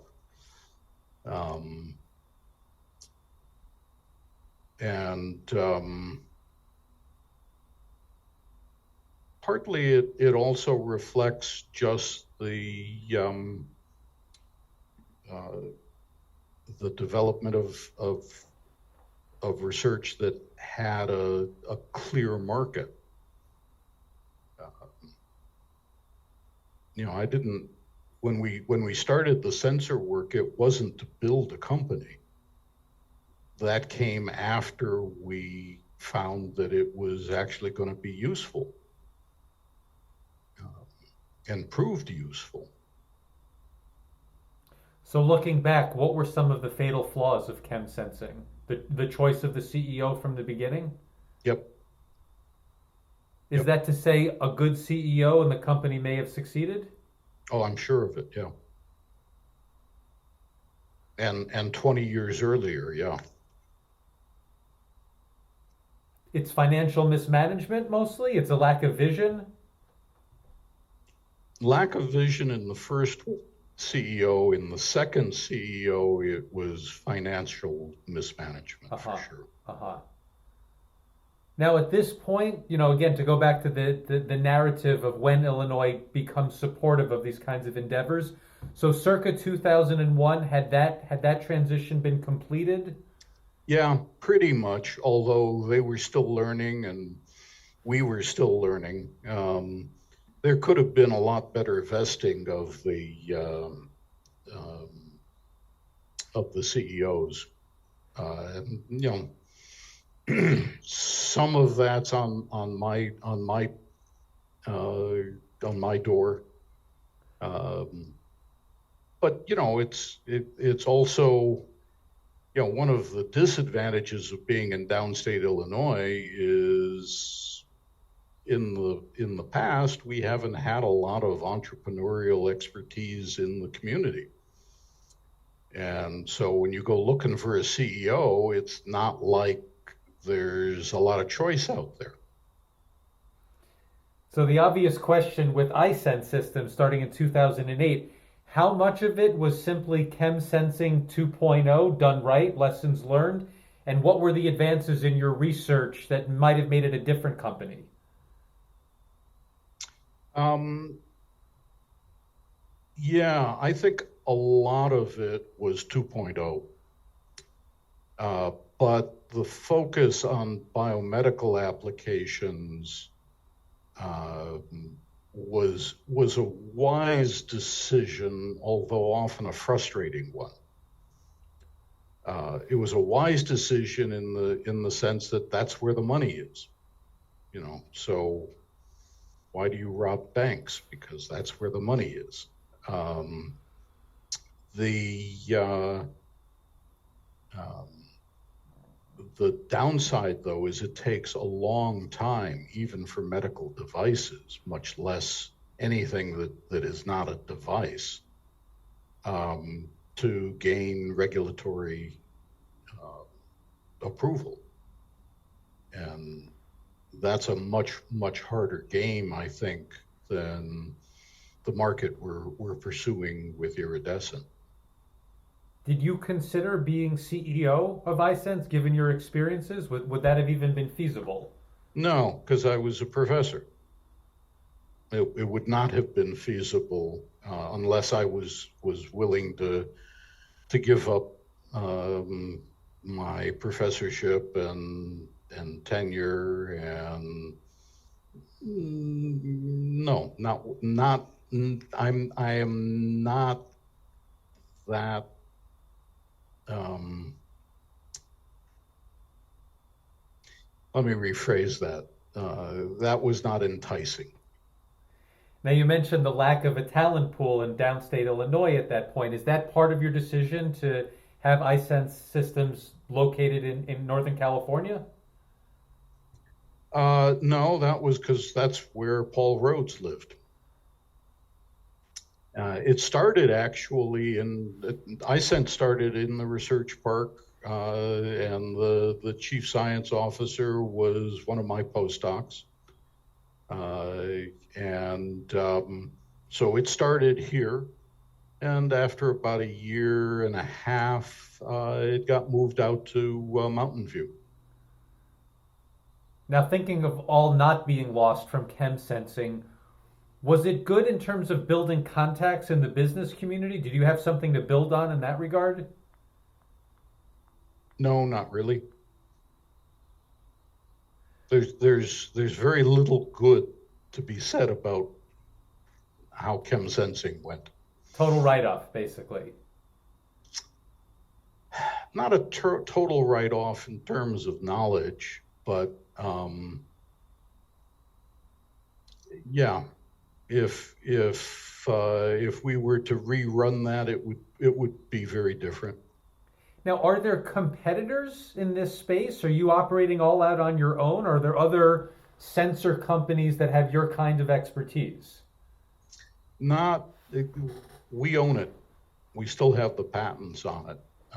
And so the colorimetric sensor arrays is pretty much still ours. There's a lot of research, but no other competing companies so far.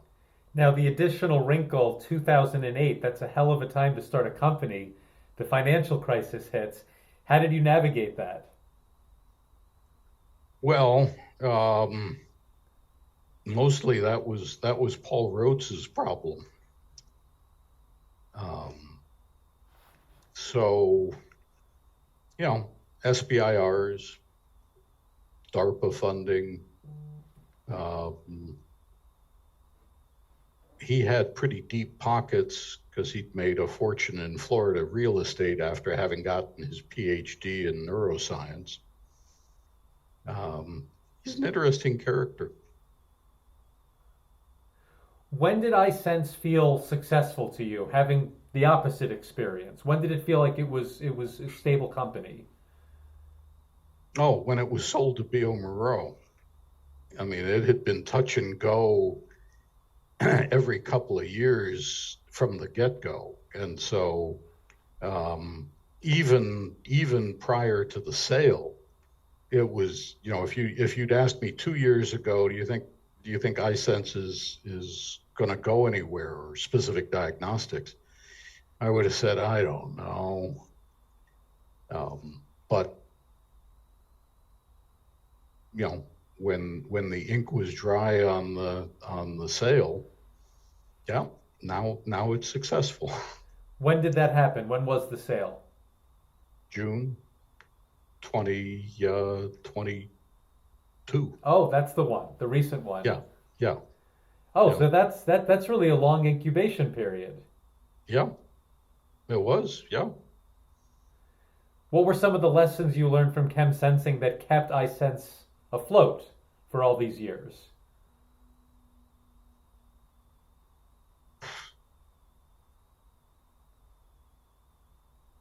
Well, I was not actually running iSense or specific diagnostics. I founded and provided scientific and technical expertise, but um, I wasn't running the company.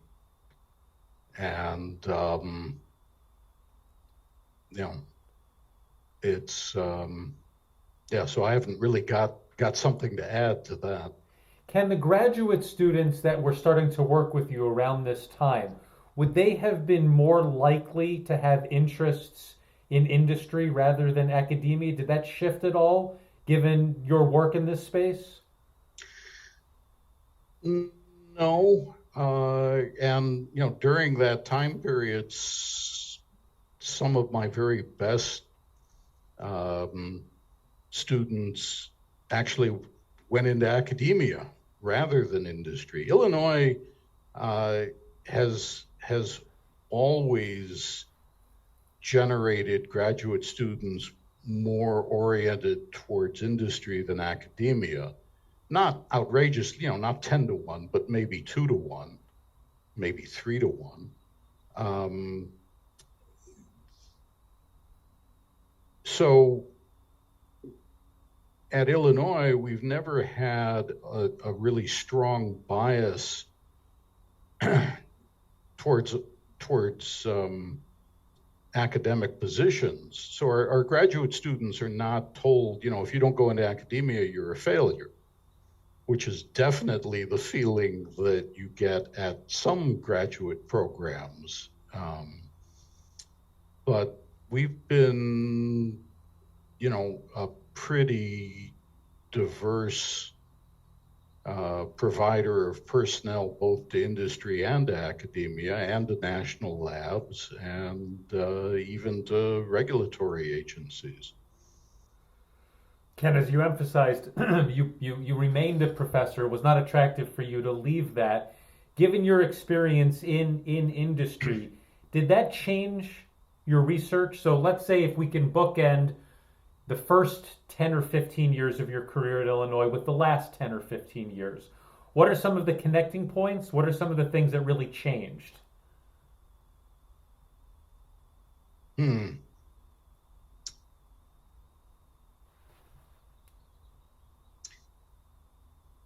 The the paradox of the Argos. I don't know that one.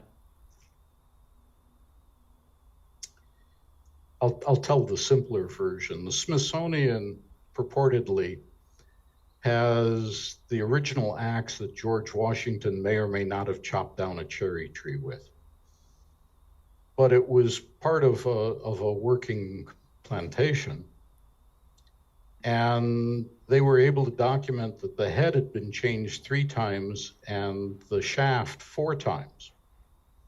Nonetheless, the axe that they collected in 1810 is George Washington's axe.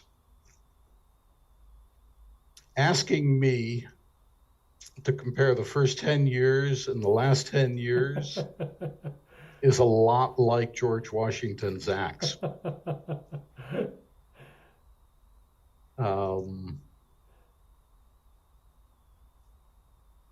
It's still me.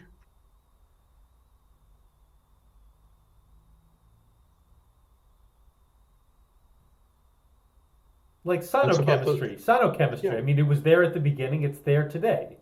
yeah, yeah, and it's still an active field. I just got back from a meeting on cavitation and Crete. So it's still an active field of research.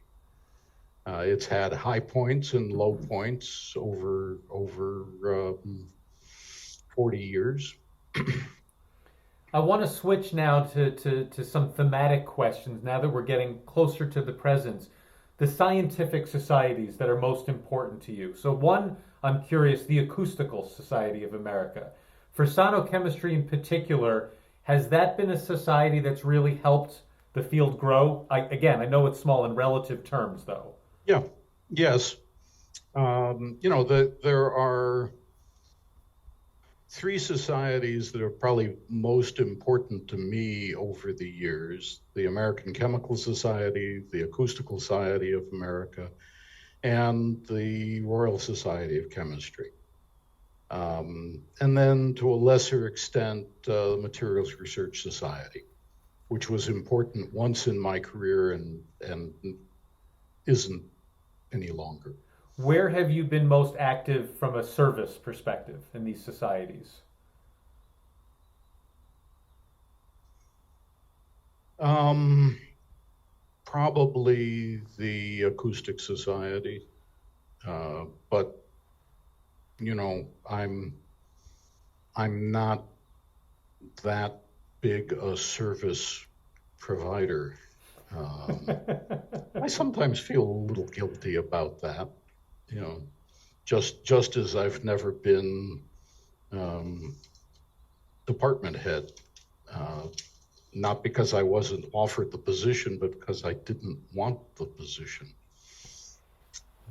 Ken, in all the fellowships that you've had internationally, do you feel like you've ever made up for that lost time in France? Have you ever sort of filled that No, hole the best you could? no, no, no, never got it back. Um, and we could talk more about that offline, but Culturally and scientifically, what have been some of the most meaningful fellowships you've had internationally? oh, without a doubt, the Eastman Professorship at Oxford. Why so? Oh, It's I've Oxford. it's Oxford, I've never been treated so well in my life than the year at Oxford, and I never enjoyed uh, academia as much as at Oxford. Um, yeah, and you know, I, I don't. Caltech has had a few Eastman professors over the years, Harry Gray um, among them, and I know he feels pretty much the same way. So, Ken, if you'll indulge me, we already talked about the Distinguished Alumnus Award. You've been richly honored in various societies throughout your career. Are there any besides just them feeling good that have been professionally useful to you, that have established connections, allowed you to meet people that actually was beneficial for the science? hmm. Oh, there's an interesting question. My knee-jerk response is no, they're just awards. Did they open doors to meetings or interactions with other people because they gave me credibility? Uh, yeah, probably, but how would I know? Yeah. I mean, I'm thinking, for example, like the Centenary Prize from the Royal Society of Chemistry. Would that be an example of symbolizing that sonochemistry is for real? I'm thinking along those lines. um, yeah, maybe. Yeah, awards give you credibility, but um, you don't want to take them too seriously. Yeah. You know the story of the Russian general. Okay, good. A Soviet general is invited to give the commencement talk to a bunch of graduating cadets at the military academy. And he comes dressed in the regalia that only a Soviet general could have, medals up and down his whole chest. And he gives his lecture, and then afterwards there's a party with a fair bit of drinking, good Russian tradition. And one of the cadets, who's already slightly inebriated, comes up and says, "Comrade General, please, could I ask you a personal question?" And the general looks at him, and the general's had a couple too, so he's beaming. And he says, "My son, it's your graduation day. Yes, of course, you may ask me any question you want." And the cadet looks at his chest full of medals and said, "Comrade General, please tell me, whatever is it that you did to earn all those medals?" The general smiles at him, and he points to the oldest, smallest, littlest medal. And he says, This medal I won for bravery in the face of the enemy." The cadet is wide-eyed. Yes, yes. And the general then says, "And all these other medals, I won for having won that medal." Yeah, there you go. Yeah. And if you look at the chronology, there's a cascading effect for your awards that they really take off in the past 10 or 15 years. And I wonder, there's an allegory there. There's a similarity there at a more senior stage of your career to get all of these awards. It's the anointment process. Yeah. And that's what I lost by not postdocing. Mm-hmm. Mm-hmm. There is definitely an anointment that occurs in the scientific community, and it's very hard to re-win that anointment if you've lost it, and very hard to gain if you didn't have it from an early age. Yeah.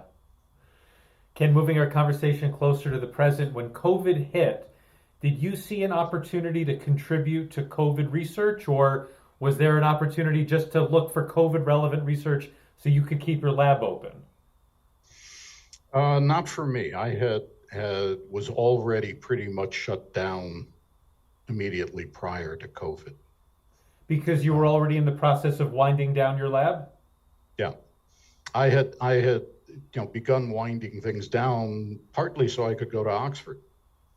So I spent a year in Oxford. I came back, and COVID happened 3 months, 4 months later. So I had did not run a research group pretty much during COVID. Oh, wow. So you cycled out your last graduate students before? Yeah. Oh, wow. That's pretty good timing. Yeah, not so much intentional as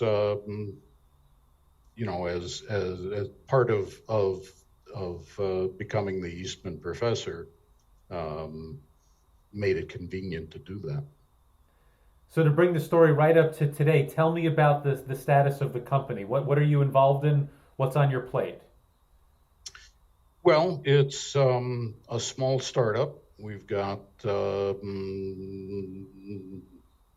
if you count the consultants, we've got 6 employees, and we're moving into research space in the research park. And we are building the next generation of our optoelectronic nose. target market is specifically first responders, but there are other markets available as well. It actually is a pretty good tool for art conservationists to check the effects of VOCs from in sealed artwork cases and frames, for example.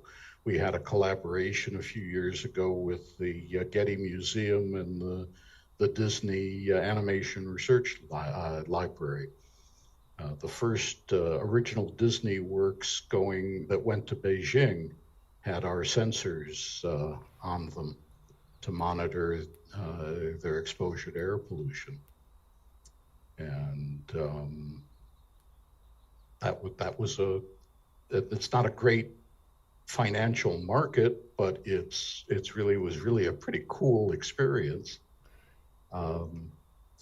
But think about it. Every fire truck and every highway patrol car in the United States should have a general purpose chemical sensor, so that they can know what's being emitted from spills, from fires. So really, circa 2023, it's still that same allegory about the dead policeman on the sidewalk. That's still what we're working off of. Yeah. Wow. Ken, in your status as emeritus, are you now involved in a way that simply wouldn't be possible before? Are you CEO? Yeah, I'm CEO of the company, and also it's angel funder. So I'm not looking at the moment for any venture funding. I'll be my own venture funder, and that gives me control, so that I don't have to deal with sociopathic CEOs.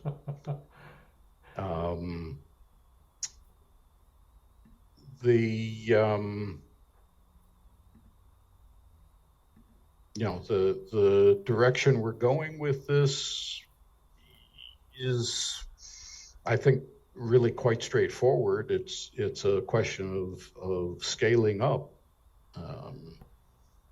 We learning how to print 1 million sensor arrays a year is an interesting challenge. We printed many thousands of them in my labs over the years, but not a million a year. Some self-assessment at this stage in your career. How are your business chops? What's been the steepest of learning curves for you? Yeah. Well, one of the things I've discovered is you can buy other people's expertise. And if you're not soliciting other people's money, a big part of what a CEO is supposed to do isn't needed. Handling personnel, well, that was my job as a professor. So that part doesn't change much. Marketing, you'd be surprised how much marketing a professor has to do. Yeah. So that doesn't come as something new. Writing grant proposals, that's not something that I enjoy doing anymore, but it's certainly something I have competence in. Well, Ken, now that we've worked right up to the present, what you're doing on a daily basis now, for the last part of our talk, if I may, I'd like to ask a few retrospective questions about your career, and then we'll end looking to the future. How do you measure impact? I know you want to erase these distinctions between applied and fundamental, translational, basic science, all of these things. When you look at the body of work altogether, how do you measure impact, and is that something that's even important for you to measure? The movie Caddyshack? Oh, yeah. Okay, there's Chevy Chase it doesn't keep score in his golf game. Um, the um, the the president of the golf association. So, how do you rank yourself compared to other golfers? And Chevy Chase says, by height, impact. Um, Impact to whom? Impact implies someone receiving the impact. Um, in terms of the scientific community, I actually am a pretty firm believer in bibliometrics. Are your papers being cited compared to other people in your community? Because there are different microcultures in the scientific community, and it's hard to compare a mechanical engineer to an inorganic chemist, but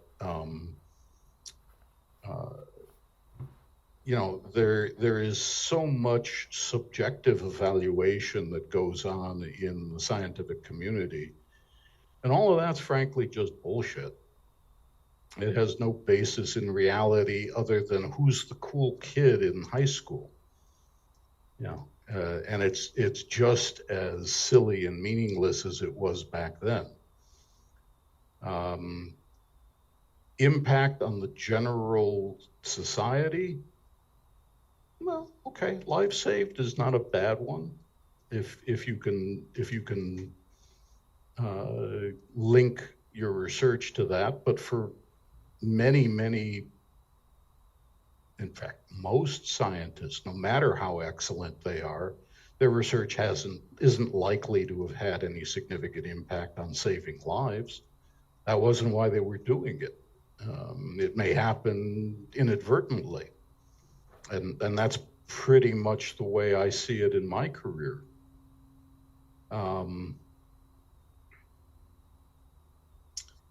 Look, think about impact as a multidimensional space. You have different dimensions for different communities that you have impact on. A chemist can have impact on mechanical engineering or a physics community sometimes, even though the primary dimension is chemistry. Society, well, what part of society? Healthcare, scientific policy, all kinds of different aspects of society. When you have a multidimensional space and you ask for a ranking, you've collapsed that space into one dimension.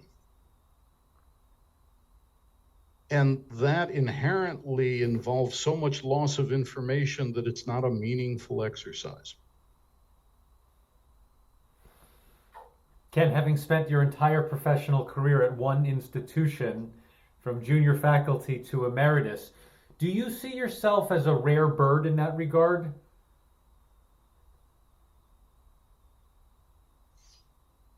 Or even in the way that, it wasn't even an option to stay at Caltech for graduate school. Is it considered advisable in some circumstances to switch professorships? Yeah, it certainly often is advisable, if for no other reason than simply financially, both in personal salary and in lab equipment. Many faculty will go out on the market,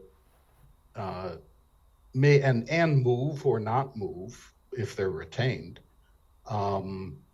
simply because they don't have any other way of getting a big chunk of money to revamp their labs, replace old equipment or buy new equipment for a field they want to move into. So there are strong financial incentives to move positions.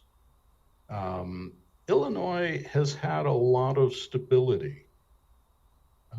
we traditionally have kept faculty for their whole career much more than many universities. Champaign-Urbana is a really pleasant community to live in. Yeah. It's a micro-urban environment, has almost all the advantages of a big city with none of the disadvantages. Friday at 5 p.m., we have what we refer to as rush minute, when the undergrads go back to Chicago to have their parents do their laundry. But, I live 12 minutes from campus. And when I tell people where I live, oh, you're really out in the boonies. And I live on a lake in a house with 5,000 square feet. And, I couldn't touch that as an academician in California or New York or Boston. So You've been life happy. is compromised. You've been happy at Illinois. No, let's not go that far. I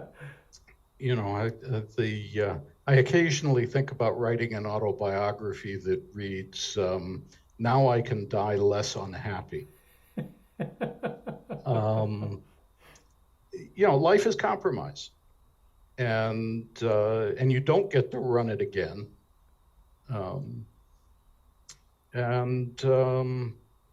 There are pluses and minuses to every situation.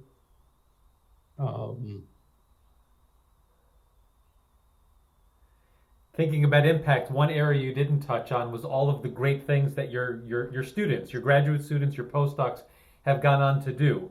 Just as a composite, without necessarily naming names, what's the kind of thing that your students have gone on to do that makes you most proud?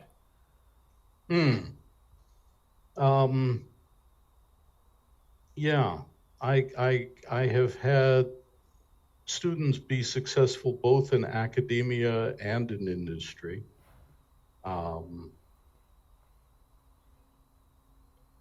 Some have been leaders in nanomaterials. Some have been leaders in very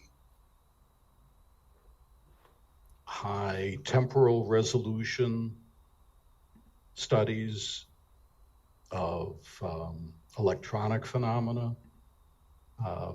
Some have been in biomedical applications and have founded their own companies and been successful. And the students that have gone on to lead research groups in industry, I'm equally proud of.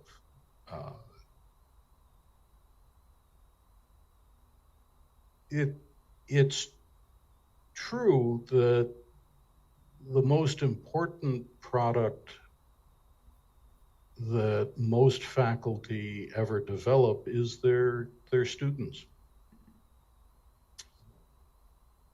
And we had a group reunion a few years ago where we had a significant fraction of all of my students came back to campus for. And I got to tell you, that was by far the best reward and the best conference I ever went to. And it wasn't about me. They came back in large part to see each other. And yeah, also me, but it was such a pleasure to see them reunite with other friends. Finally, Ken, looking to the future, Are all of your energies now devoted to this new initiative? Is that how you want to spend however long you want to be active for? Or are there still scientific endeavors that you are a part of or want to be a part of? No, I'd say this is probably the primary scientific endeavor that I'll be involved in. Um, I'd like to get back to sculpture, uh, and I have some ideas about that. Um, Bronze is a hard medium to work in because it requires an awful lot of infrastructure. But there are some interesting polymeric alternatives. Is sculpture the Yeah. kind of thing that'll have to wait until you can sell the company? No, no, not at all. It's a question of time and dividing interests. Um, the Yeah, no, I it's